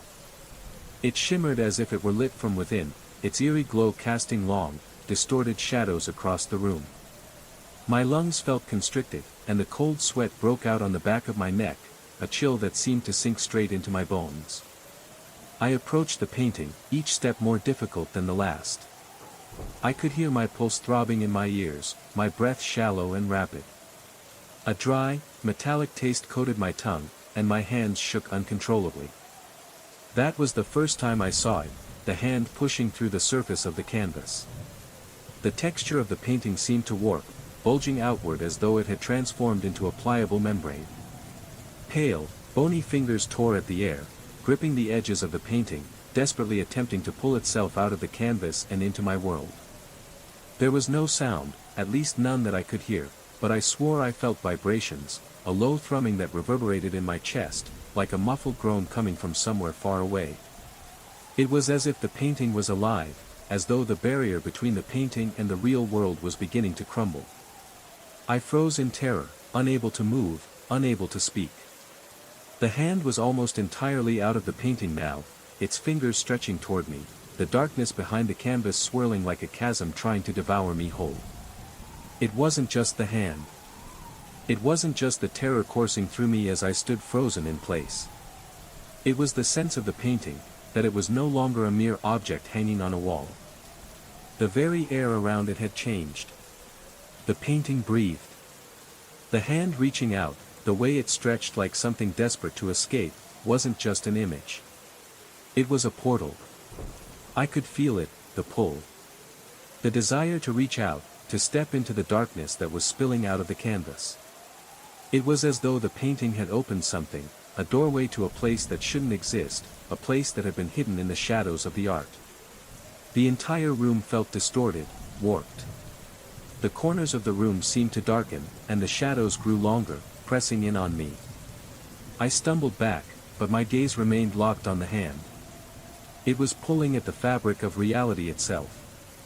The longer I stared, the more I felt like I was falling into it, like the painting was trying to pull me in, to consume me. I finally snapped out of the trance, stumbling away from the painting, my heart racing, my body trembling. I grabbed the nearest object, a lamp, and threw it toward the painting, hitting the edge of the canvas. For a moment, it shifted, the hand receding back into the artwork, as if it were repelled by the light.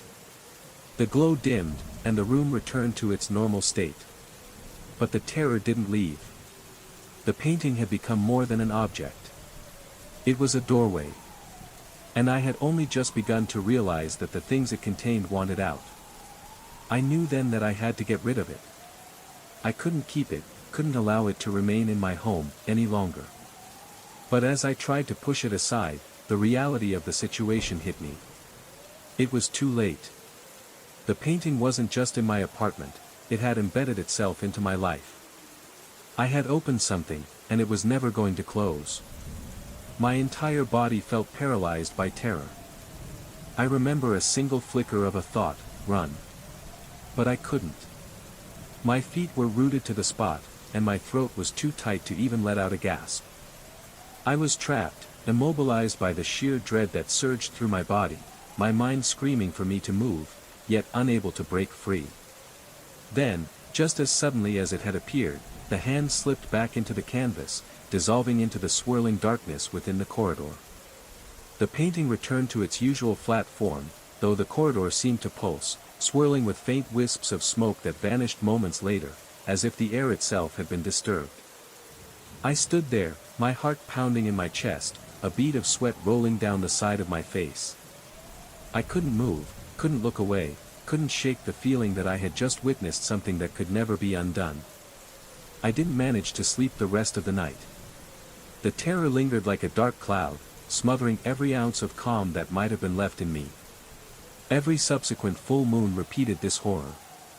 Each time, the hand grew more substantial, more defined, and the edges of the canvas pulsed with an otherworldly glow. Sleep became impossible. The nights bled into days, each filled with a constant dread that gnawed at my sanity. My perception of reality began to fragment. I would jump at my own reflection, seeing flashes of distorted shapes in my peripheral vision. Sometimes, I would catch my breath in ragged gasps, my chest aching with an unshakable sense of doom. My body felt like it was betraying me, each day another step into a void I couldn't escape. Desperate, I tried everything I could think of to regain control. I covered the painting with a heavy blanket, hoping to block it out. But by morning, it would always be thrown off, as if an invisible force had ripped it away during the night. I even removed the painting from the wall and shoved it into a storage closet, barricading the door with furniture. But no matter how secure I made it, every morning, the painting was somehow back on the living room wall, perched exactly as it had been. My heart would pound violently each time I discovered it there. The room would feel smaller, the air thicker, as if the painting's presence filled the entire space. I started questioning everything. Was I dreaming, or was the painting somehow defying physical restraints?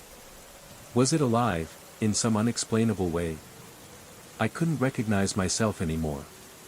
My reflection in the mirror seemed hollow, my eyes ringed with dark circles. I looked like a shell of the person I once was. Haunted. Barely able to eat, I was forced to sip water to quell the dryness in my mouth, but nothing could soothe the constant tremor in my fingers. I had fleeting thoughts of destroying the painting. But every time the idea crossed my mind, an overwhelming dread would spike through me, paralyzing me before I could follow through. It felt as though I was being manipulated, led into inaction by the very presence within the painting. I recalled the rumors I had heard, the whispers about the painting not just being cursed, but in some way alive. It wasn't just an image, a representation of something, it was something that wanted. It wanted me to try something rash, to tear open the boundary completely. Maybe that was the point all along. Maybe it wanted me to reach a breaking point, to open a door that couldn't be closed. The visions continued. Scenes from my daily life, always one day before they occurred. At first, they were trivial glimpses, me unlocking my door, me pouring cereal into a bowl. Little moments, seemingly innocuous, but each time it spooked me, as if I were seeing a ghost of the future. But then the visions grew darker. Some days, I saw myself frantically crawling across the floor, away from something I couldn't quite see. The next day, something would startle me, a fleeting shadow in my peripheral vision, a sudden noise. And in the next moment, I would find myself crumpled on the floor in the same position, just as I had seen in the painting. It was never a direct replay of a major incident, but more like micro-moments of horrifying déjà vu. Each time it happened, my breath would catch in my throat, and cold sweat would break out on my skin. I felt trapped in an endless loop, where the past and future were colliding in a way I couldn't escape. One night, after barely sleeping for days, I watched the painting shift before my eyes. The corridor had become more like a tunnel now, stretching backward into an endless swirl of blackness. It felt as though the tunnel was growing deeper with each passing second. The longer I stared, the more I felt like I was falling into it, like it was pulling me in. A place that shouldn't exist, a dimension not meant for human understanding. My chest tightened painfully, and I thought my heart might burst. My breathing turned shallow, quick, erratic. I couldn't look away, but my body was screaming at me to run. I had to force my eyes away, pressing them shut until stars formed behind my eyelids, while my entire body trembled in primal fear. As another full moon approached, I realized I could no longer endure the cycle of dread. The torment of waking up night after night, consumed by terror and hallucinations, had drained me beyond measure. My only recourse was to confront it directly, to face the painting in the fullness of its hideous power. The night of the full moon came. I braced myself in the living room, lights off, my pulse thrumming like a war drum in my ears. The room was stifling in its silence, suffocating, as though the very air was holding its breath, waiting for me to make my move. I stood just a few feet away from the canvas. My legs felt weak, slicked with cold perspiration. The room was eerily still, as if the house itself was holding its breath, waiting for something to break. I knew I couldn't turn back now. Every instinct told me to run, to flee from this thing that had taken hold of my life. But I had made up my mind. I had to face it. I had to understand what was truly happening, what was beyond that painting. Slowly, I took a step forward. My eyes never left the surface of the canvas, where the corridor twisted and turned, the darkness shifting like a living thing. I had crossed the threshold already, but now I was walking directly into its grasp, knowing that nothing would be the same again. I wanted to scream, but my throat felt constricted, as if the air around me had turned to thick, suffocating smoke. As the clock struck midnight, the painting began to glow again, illuminating the living room with a sickly radiance that seemed to bleed into the walls, staining the entire room with its ominous light. The hand emerged once more defined than ever before, veins pulsing along its translucent skin, and I could almost feel it stretching toward me, alive with an unnatural energy. My instincts screamed at me to retreat, to run as far away as possible. But instead, I stood there, rooted to the spot, my heart racing as adrenaline coursed through me. Slowly, I reached out, my fingertips trembling uncontrollably as they moved toward the painting. The air around it was ice cold, burning my hand with its frigid intensity. The corridor in the painting twisted and contorted as the hand gripped the edge of the canvas, pulling itself outward. For an instant, I felt it brush my arm, cold as death, but undeniably alive. A surge of clarity broke through my terror in that moment. It wasn't just trying to break free, it was trying to make me recoil, to open myself to even deeper fear. It wanted me to succumb, to be consumed by it. But instead, with a final burst of desperate courage, I shut my eyes and shoved the painting face first into the wall. The room seemed to vibrate with energy, and I heard a faint hiss, more psychic than physical, as though I had severed a direct link to that other realm. My heart pounded so violently that I thought it might give out from the sheer force of it. I stood there, my body trembling, sweat dripping down my forehead as the eerie glow faded from behind the canvas. The room was still, thick with an oppressive silence, the air heavy with an unseen force that gradually began to thin, leaving behind an unsettling quiet. When I finally stepped back, I expected the painting to have reverted to its original state, or perhaps to display the same corridor again, the familiar darkness that had haunted me. But when I looked, it was pitch black, empty, as though the paint had dissolved into the very void itself. For the next 3 nights, I remained vigilant. The painting stayed in its face-down position, silent and still. No hand emerged. No future scenes played out. The air felt quieter, though I couldn't shake the underlying tension. I barely slept, unsure if this calm was truly the end or merely a temporary reprieve. On the 4th day, I gathered the strength to flip the canvas over. It was blank. Just a plain canvas surface, with discolored patches where the original paint had been, as though the life that had once filled it had been drained. There were no more images, no more disturbing scenes, just emptiness. Though I was relieved, part of me couldn't shake the nagging feeling that this wasn't over. The nightmares continued, though less frequently, and an unexplained chill would sometimes settle in my bones when I passed the blank canvas. For a while, it seemed as if I had finally severed the link to whatever had been trapped inside the painting. Yet, there were moments, fleeting, terrifying moments, when I would glimpse something out of the corner of my eye. A faint swirl of color, a shadow shifting across the blank canvas, disappearing the moment I blinked. My heart never ceased its frenetic rhythm. During these moments, I would catch myself listening for the slightest sound, waiting for the hiss, the scrape of nails against the canvas, or any other sign that the terror was not gone, just lying dormant. I leave lights on now, as though brightness alone can stave off the encroaching darkness. My nights remain restless, filled with flashes of that pale hand reaching through the painting. I can feel it in my bones, that presence, that coldness that never truly left. This is not a clean escape, I realize. It's a stalemate between the unknown and me, a fragile balance where the terror is merely held at bay. The most haunting realization of all is that some doors once opened can never really be closed. And some horrors, once unleashed, remain forever on the edge of our vision, waiting for the moment we let our guard down. I knew something was deeply wrong the moment I set foot in that cramped apartment. The air felt thick, suffocating, as if every wall exhaled stale breath into the tiny living room. The overhead light flickered intermittently, casting jittery shadows on the peeling wallpaper. There was no warmth to the place, no comfort to be found, just an oppressive stillness that pressed down on my shoulders like a weight. In the first few seconds alone, I knew that signing the lease had been a mistake. Every instinct told me to turn around and leave, but desperation had driven me to ignore the warning signs. I write for a living. I'm not a best-selling author, but I managed to scrape by on short stories and the occasional magazine piece.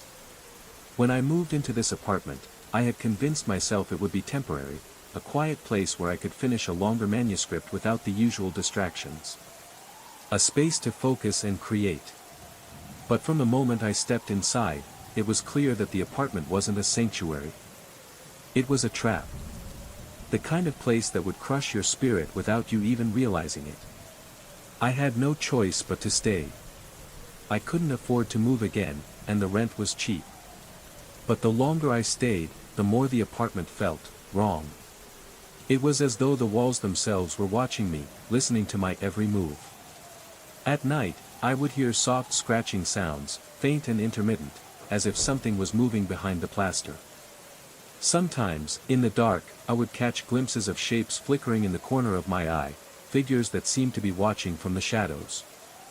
I began to feel the oppressive weight of something unseen, something ancient.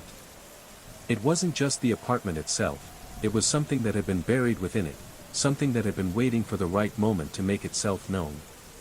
And I, foolishly, had moved in. In the days that followed, I started to dig deeper. I searched the apartment, hoping to uncover some explanation for the overwhelming sense of unease that had taken root in my mind. In the attic, I found old newspapers, faded and yellowed with age. Among them, a strange article caught my eye.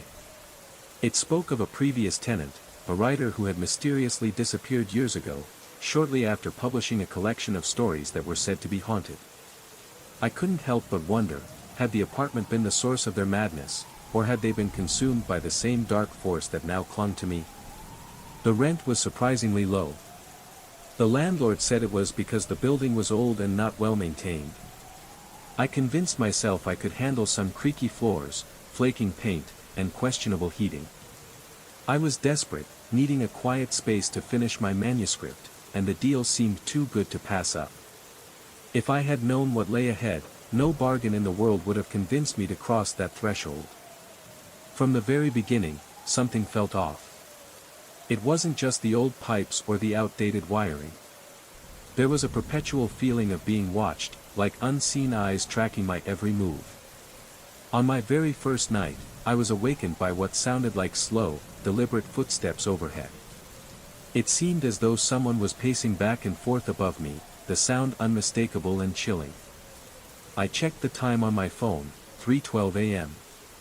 The landlord had told me the unit above mine was vacant, so the footsteps made no sense. I told myself it must be the old building settling, but a chill settled in my spine that wouldn't go away. Something about it felt wrong, unnatural. The next day, I tried to continue working on my manuscript, trying to bury myself in the words to distract from the lingering unease. I remember writing a sentence about my protagonist's fear of the dark, something about flickering lights in a cold, empty hallway. Then I heard it. A soft whisper, rising from somewhere within the walls, faint but undeniable. At first, I thought it was just the hum of the heater or the wind slipping through the cracks. But when I strained to listen, I caught snippets of words that seemed to echo my own text. My ears strained, trying to make sense of the hushed sounds, but they were gone in an instant, replaced by the normal hum of city traffic outside. I rubbed my tired eyes, convincing myself that it was just my overactive imagination playing tricks on me. But over the following nights, the footsteps returned, each time with a purposeful rhythm, as though each step was part of some careful ritual. I tried to ignore them, burying myself deeper in my work. But every hair on my neck stood on end. The building was old, I told myself. Floorboards creaked, pipes groaned, and the wind could swirl in the strangest ways. Yet, no matter how much I rationalized, I couldn't shake the gut feeling that these sounds were deliberate. And worse, they seemed to follow me from room to room. If I moved to the bedroom, the steps seemed to shift above that space. If I relocated to the living room, they circled that ceiling instead. And then the whispers grew bolder. No longer fleeting murmurs buried beneath the sound of traffic, they became distinct threads of phrases, utterances that coincided with the words I was typing. When I tried to describe my protagonist's sense of loneliness, I heard a hoarse voice from the wall, finishing the sentence for me. It was a soft, raspy whisper, almost like a broken voice coming from deep within the building. Shocked, I stopped typing mid-sentence, and the whisper faded into silence, as though it had never existed. My heart pounded so hard that I could feel my pulse in my fingertips. Sweat beaded on my brow, and I found myself looking around the room, expecting to see someone hidden behind the bookcases or crouched behind the couch. Nothing. No one. But the sensation of being watched was relentless. With every passing day, my anxiety skyrocketed. I began to dread the moment the sun went down, certain that each night would bring me closer to something I wasn't prepared to face. My breaths often came in uneven gasps. My mouth felt perpetually dry, and a tight knot of fear took permanent residence in my gut. I started sleeping with every light in the apartment turned on, even though I knew it would cost me extra on the electric bill, illuminating the corners I thought would keep the shadows at bay. But the oppressive atmosphere only intensified under the glaring bulbs, like spotlighting a stage where I was the unwitting actor in some twisted production. The light did little to keep the darkness at bay, it only highlighted the sense of unease that permeated everything. One morning, I approached my desk to find that the last paragraph I had written was no longer the same. Words had been replaced. Entire sentences bore a style completely alien to me, jagged, almost violent. The handwriting on the page had shifted into a scrawl that I could scarcely read. I stood there, numb with disbelief, staring at the paper in front of me. My stomach churned, and my hands turned clammy. I tried to rationalize it. Maybe I had dozed off and written in my sleep, or perhaps I was under so much stress that I simply forgot making those changes. But the more I stared at the bizarre letters, the more I was certain they were not my doing. The words seemed to sneer back at me, mocking my confusion, taunting me with their mystery. I considered emailing a friend, asking if I could crash on his couch for a few days, anything to get away from this place. But when I tried to leave the apartment to get some fresh air, I discovered that the front door wouldn't budge. No matter how hard I pulled, no matter how much I tried to twist the handle, the door remained stubbornly locked. I could see the deadbolt from the inside, but it wasn't engaged. There was no explanation for why it wouldn't open. I banged on the door, calling for help, but there was no answer. The silence of the apartment felt suffocating, as though the building itself had closed in around me, trapping me inside. Days blurred together. I no longer cared about writing. The words had become impossible to focus on. It was as if the apartment itself had become a part of the story, a story I was no longer writing, but one that was writing itself around me. I couldn't escape it.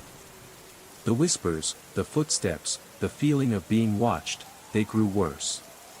The walls seemed to pulse, and the air felt thick with unseen pressure. It was as though the building itself was alive, breathing, and that I was its prisoner. I could hear it, whatever it was, watching me, waiting for me to do something, anything, that would open the door just a little wider for whatever wanted to crawl in. And every time I tried to escape, every time I tried to flee, I found the door locked, trapping me in the very place that had started this nightmare. I checked the locks, twisted, and yanked the handle, but it was as if the door frame had swollen around the door itself, sealing it tight. In a moment of near panic, I kicked at it, but it remained stubbornly in place.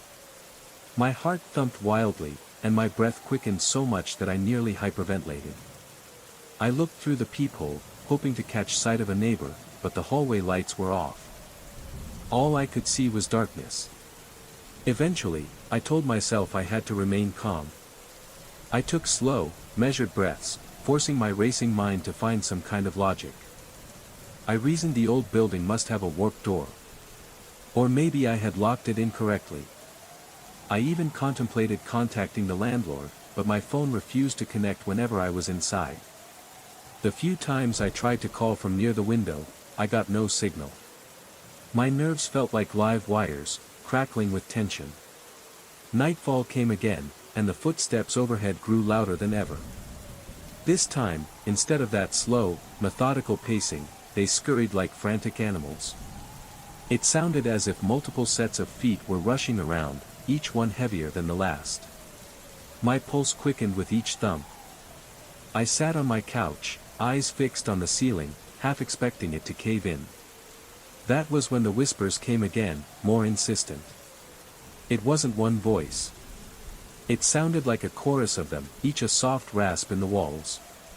They began echoing lines from my manuscript, weaving my words together with new phrases I'd never written. I could barely swallow. My throat felt parched, and a cold sweat trickled down my back. My fingers trembled so violently that I nearly dropped my laptop. I wanted to block my ears, but I knew the voices were already in my head. In a moment of desperate resolve, I typed on my manuscript, "Stop." Immediately, the whispers paused, as if they had been waiting for me to say something. The silence that followed was worse, suffocating and absolute. My reflection in the laptop's dark screen showed wide, bloodshot eyes, and I felt as though I was staring at a stranger. I tried to write more, to purge my thoughts onto the page in the hope that I could regain control of the narrative. But with each new sentence I added, the apartment seemed to react immediately. A faint scratching against the walls here, a rattling from the vents there.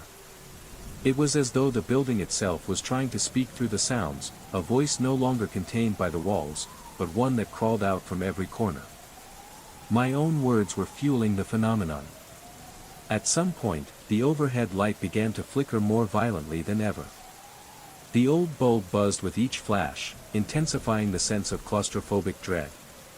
The shadows jumped around the walls and twisted shapes that seemed to flicker in corners I couldn't quite see. The room felt as if it were warping with every flicker. My heart pounded like a drum in my chest, and a stabbing headache crept in behind my eyes. The fear was so overwhelming that I felt nauseated, as though the air itself was poisoning me. One particularly ominous night, the pacing on the ceiling stopped abruptly. The silence that followed was more terrifying than the noise itself. My hearing became hypersensitive, and I could make out the sound of my own lungs laboring to suck in air. Then came the knocking. Soft, deliberate, just above my bed. My entire body tensed. I stared at the ceiling, convinced it would reveal eyes staring back at me. When the knocking repeated, I noticed that it fell into the exact rhythm of my heartbeat. It felt like whatever was up there wanted me to know it could sense my fear. It was as though it was feeding off of it. The apartment began to feel smaller and smaller, as if the walls were closing in around me. My mind kept drifting to the scrolled paragraphs in my manuscript, words I hadn't written. I started to wonder if the place itself was trying to write something through me. I had once read about authors who felt possessed by their stories. But this was different. This wasn't inspiration. This wasn't a muse. This was intrusion, violation. I rarely slept more than a few hours. And when I did, I had nightmares of the walls speaking in unison, whispering those words I didn't recognize. Upon waking, I always discovered new lines added to my manuscript. Cryptic sentences about dark hallways and hidden watchers scrolled in that same jagged handwriting. Whenever I tried to leave, the door refused to open. The windows were old, covered with rusted locks that wouldn't budge no matter how hard I pried at them. I thought about calling for help, but who would hear me through those thick, suffocating walls? My phone's battery drained inexplicably fast, and the few text messages I managed to send were never answered. It was as if the world outside had forgotten I existed. The apartment was a prison, and I was the only occupant, isolated, ignored, consumed by an invisible force that fed on my every word, my every movement. The world I had known before seemed distant now, unreachable, as if the apartment was the only place left in existence. As the days dragged on, my perception of time began to distort. Was it day? Was it night? The apartment blurred, the boundaries between inside and outside, dream and reality, grew indistinguishable. I would write for hours, but when I looked up, the light outside hadn't changed. The shadows grew longer, then shorter, but they felt like they were moving on their own. Time was no longer something I could grasp. It was something being manipulated by the forces that ruled the apartment. The air became thicker, and the once faint whispers grew louder, turning into distinct voices that seemed to be speaking in unison. Finish it. You must write. You are the story now.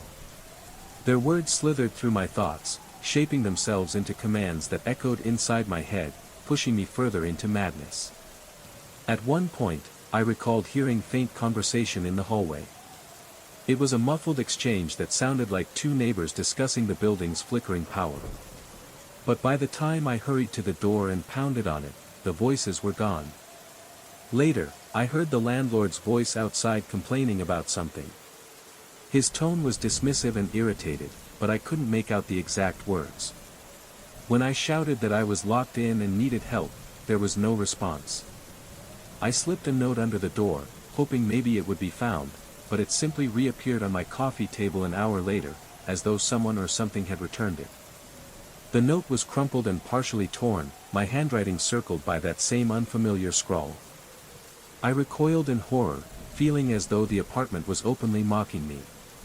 Days and nights blurred together, each hour more suffocating than the last. I could feel my sanity fraying like threads unraveling from an old sweater. My sense of time eroded, and I found myself drifting between states of half-consciousness. Sometimes I wasn't sure if I was awake or dreaming. I questioned whether all of this was my own doing, perhaps a mental breakdown triggered by stress, exhaustion, and isolation. Yet the physical evidence, the foreign handwriting on my pages, wouldn't let me completely dismiss the supernatural possibility. I tried a final desperate measure. I took my laptop, opened the manuscript, and deleted every word. It took ages because the trackpad kept glitching and the screen flickered. But eventually, I watched as every line vanished. My heart pounded so fiercely I thought it might burst from my chest. When I finished, I saved the file, closed the laptop, and lay down on the couch, panting and drenched in sweat. At first, there was silence, excruciating in its anticipation. Then, a slow, deliberate creak sounded from the walls, followed by that faint whispering chorus. It was as if the place was furious, seething in a language just out of my comprehension. I stood up, pressing my ear to the wall, listening to the rustling sounds inside. Then I felt a slight vibration under my palm, a pulsing that matched my racing heartbeat. Without warning, the lights flickered out completely, plunging me into darkness. I groped my way to the door, hoping perhaps it would open in the blackout. Miraculously, the knob turned this time. I stumbled into the hallway, adrenaline coursing through my veins. My legs trembled and I nearly collapsed from relief. The corridor was dim, lit only by a single flickering emergency bulb at the far end. I forced myself down the hallway, each step heavier than the last. My instincts told me to flee as far as I could, but I had to get to the stairwell. The building groaned as I moved, and the scuttling footsteps returned from above, chasing me with an urgency I could feel in my bones. My breath hitched in my throat, and every nerve screamed at me to run faster. The gloom pressed in from all sides. Finally, I found the door to the staircase and shoved it open. A rush of cold air hit me like a slap. The stairwell was empty, but it didn't feel safe. It felt cavernous, echoing my ragged breathing in a mocking chorus. I moved downward, flight after flight, gripping the handrail so tightly my knuckles ached. I kept expecting the stairs to crumble under me or for some figure to emerge from the shadows, but nothing stopped me. By the time I reached the ground floor and burst out onto the street, my lungs were on fire. I felt dizzy, disoriented, half convinced that I was still trapped in some twisted hallucination. Outside, the night air was brisk, and the sky was clouded over. A few passers-by cast me strange, concerned glances, but none approached. I stumbled a block away before leaning against a street lamp, clutching my chest as I tried to steady my breathing. Only then did it dawn on me that I had escaped. In the following days, I found another place to stay. I told a few people indirectly that I'd gone through a severe episode of stress in that old apartment. I avoided giving them any details, partly because I didn't want to relive it, and partly because I feared they would think I was out of my mind. I sometimes caught myself listening for footsteps where there were none or hearing faint whispers in the hum of air conditioning units. Even though I had left the apartment, I couldn't shake the feeling that something had followed me. It wasn't just the odd glances I received from strangers. There was a sense of being watched, a sensation that wouldn't leave me no matter where I went. At night, in the silence of my new apartment, I'd hear faint tapping noises, almost like a distant knock. My thoughts would inevitably drift back to that cursed place, and the sensation of being trapped within its walls. I began to wonder if the apartment was never truly just a building. Maybe it had always been more, a gateway of sorts, an incubator for the fears and nightmares that had been feeding on my psyche. I tried to rationalize, telling myself it was my mind still processing the trauma, but a part of me knew better. The whispers, the foreign handwriting, the shadows, it all pointed to something beyond my control. I continued with my life, but a nagging voice in the back of my mind would never stop asking, what if it's not over? The new apartment wasn't a refuge. It was as if I was being followed, hunted by something unseen. Every night, I would hear the same faint whispers, like they were carried on the wind, brushing against my ears, too soft to make sense of, but enough to make my skin crawl. The windows were always shut, the blinds drawn.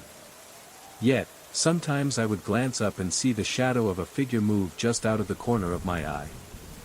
I'd turn quickly, but nothing would be there. The feeling of being watched never fully left. It wasn't the apartment that haunted me, it was something else, something I had awakened, something that knew me, that had followed me into the new place. Sometimes, when the night grew too still, I would feel a familiar tug, an invisible force urging me to return to the apartment. I knew it was madness to even think about going back, but the temptation was always there. What was I running from? What was I really trying to escape? The painting, the whispers, the strange happenings, they were still with me. Perhaps they would always be with me. I took the clock home, intending to examine it in a more comfortable environment. But as soon as I placed it on my workbench, the atmosphere in the room changed. The familiar smell of wood and metal was overpowered by something faintly metallic and cold, as though the air itself had thickened with age. I pulled out my tools, but every movement felt labored, as if something were subtly urging me to stop, to leave the clock untouched. But I couldn't, curiosity was a force I couldn't deny. The clock's surface gleamed, its tarnished bronze fading under the flickering light. The hand still remained locked at 3:33, an impossible position, as if frozen in time itself. I couldn't help but feel like the clock was waiting, as if it had been holding its breath for someone to come close enough to disturb it. My fingers tingled as I touched the cold metal, and a wave of unease rolled over me. I shrugged it off, there was always a first time for fixing a tricky timepiece. As I began to unscrew the back panel, the ticking intensified. It was no longer a subtle echo but a loud, persistent beat, like the rhythm of a heartbeat that was not my own. The sound seemed to come from everywhere. It pulsed in my ears, making it hard to concentrate. I leaned closer, my face near the clock, feeling the cold air from its gears blowing across my skin. Then, without warning, everything in the room went still. The air thickened and the ticking ceased abruptly. The light bulb overhead flickered and popped out, leaving the room in utter darkness. I instinctively reached for my phone, but the screen remained blank, despite being charged. I stumbled back, heart racing, suddenly acutely aware of the oppressive silence around me. In the darkness, I could see the faintest glow emanating from the clock. It wasn't bright, but it was unmistakable, a dull, sickly light that cast long shadows across the walls. The closer I got, the more I could feel the hairs on my neck stand up. It was as if the clock had its own energy, drawing me into its orbit. My breathing quickened, but I pressed on. I had to finish what I'd started. But as I reached for the clock, something happened. The light flickered for a second, then snapped back into brightness. The ticking began again, louder and faster, as though the clock was growing more intense, feeding off my presence. My pulse quickened, and I felt an unexplainable chill crawl up my spine. The ticking, once mechanical, now seemed alive, as if every click was a countdown to something. I attempted to continue working, but with each turn of the screwdriver, the atmosphere grew thicker.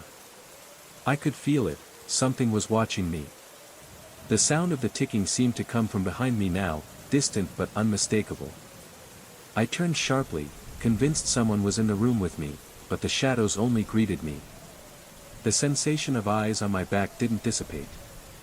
That's when I noticed it, on the wall opposite my workbench, a shadow moved. It stretched across the room, unnaturally long, as though the very space was bending in response to the presence of the clock. I froze. My gaze snapped back to the clock. The hands were now shifting, slowly but steadily moving beyond their frozen position at 3:33. As though they were counting down to something, I couldn't tell what. The seconds ticked with a rhythm that felt like it was syncing with my heartbeat. The longer I stared, the more the clock seemed to pulse. It was as if it were alive, breathing, pulling at the very fabric of time. I could feel a strange pull, a magnetic force emanating from the clock, calling me closer. Despite the gnawing fear in my gut, I leaned in, compelled to unravel the mystery. That's when I saw it. Beneath the brass casing, nestled deep within the gears, a small, intricate symbol had been carved into the metal. I leaned closer to inspect it, and the moment my eyes made contact with the symbol, everything went dark. The light in the room cut out completely, leaving me in complete blackness. I could hear the ticking of the clock, now impossibly loud, reverberating through the silence. I opened my eyes, but I wasn't in my workshop anymore. I stood in a long corridor, cold and dimly lit. The walls were covered in peeling wallpaper, the same disorienting pattern from the clock. The air was thick, damp, and the shadows clung to the edges like sentient beings. In front of me, I saw the clock, the same clock, only larger, towering over me, its hands slowly turning backward. The sound of ticking grew louder, deafening, as if time itself was unraveling. Then, a figure stepped out of the shadows. It was a man, but his face was obscured, smeared by darkness, much like the vision in the clock. His voice echoed in the corridor, distant but unmistakable. "You have opened the door," he said. "Now you must face it." Suddenly, I was back in my workshop. My fingers were trembling, the clock still in front of me, its hands stuck at 3:33. The workshop was silent, except for the slow, rhythmic ticking that filled the air. I could feel the presence lingering, a heavy force that refused to let me go. I reached for the clock once again, but this time, something held me back. The voice, the figure in the corridor, they had all warned me. What had I unleashed? My hand hovered over the clock, but I couldn't bring myself to touch it again. The power I had felt was not just mechanical. It was something ancient, something that didn't belong in our world. And I knew that this clock, this cursed relic, had made its mark on me. I knew I had to leave, but the question lingered in my mind, was it too late to walk away? Each tick echoed in my ears, a reminder of what I had brought into my life. The clock's presence had become inescapable. Whether it was my own mind playing tricks on me or whether something far darker was at play, I couldn't tell. But one thing was clear, the clock had opened a doorway, and I was no longer in control. The only question that remained was whether I would ever find my way back from what I had awakened.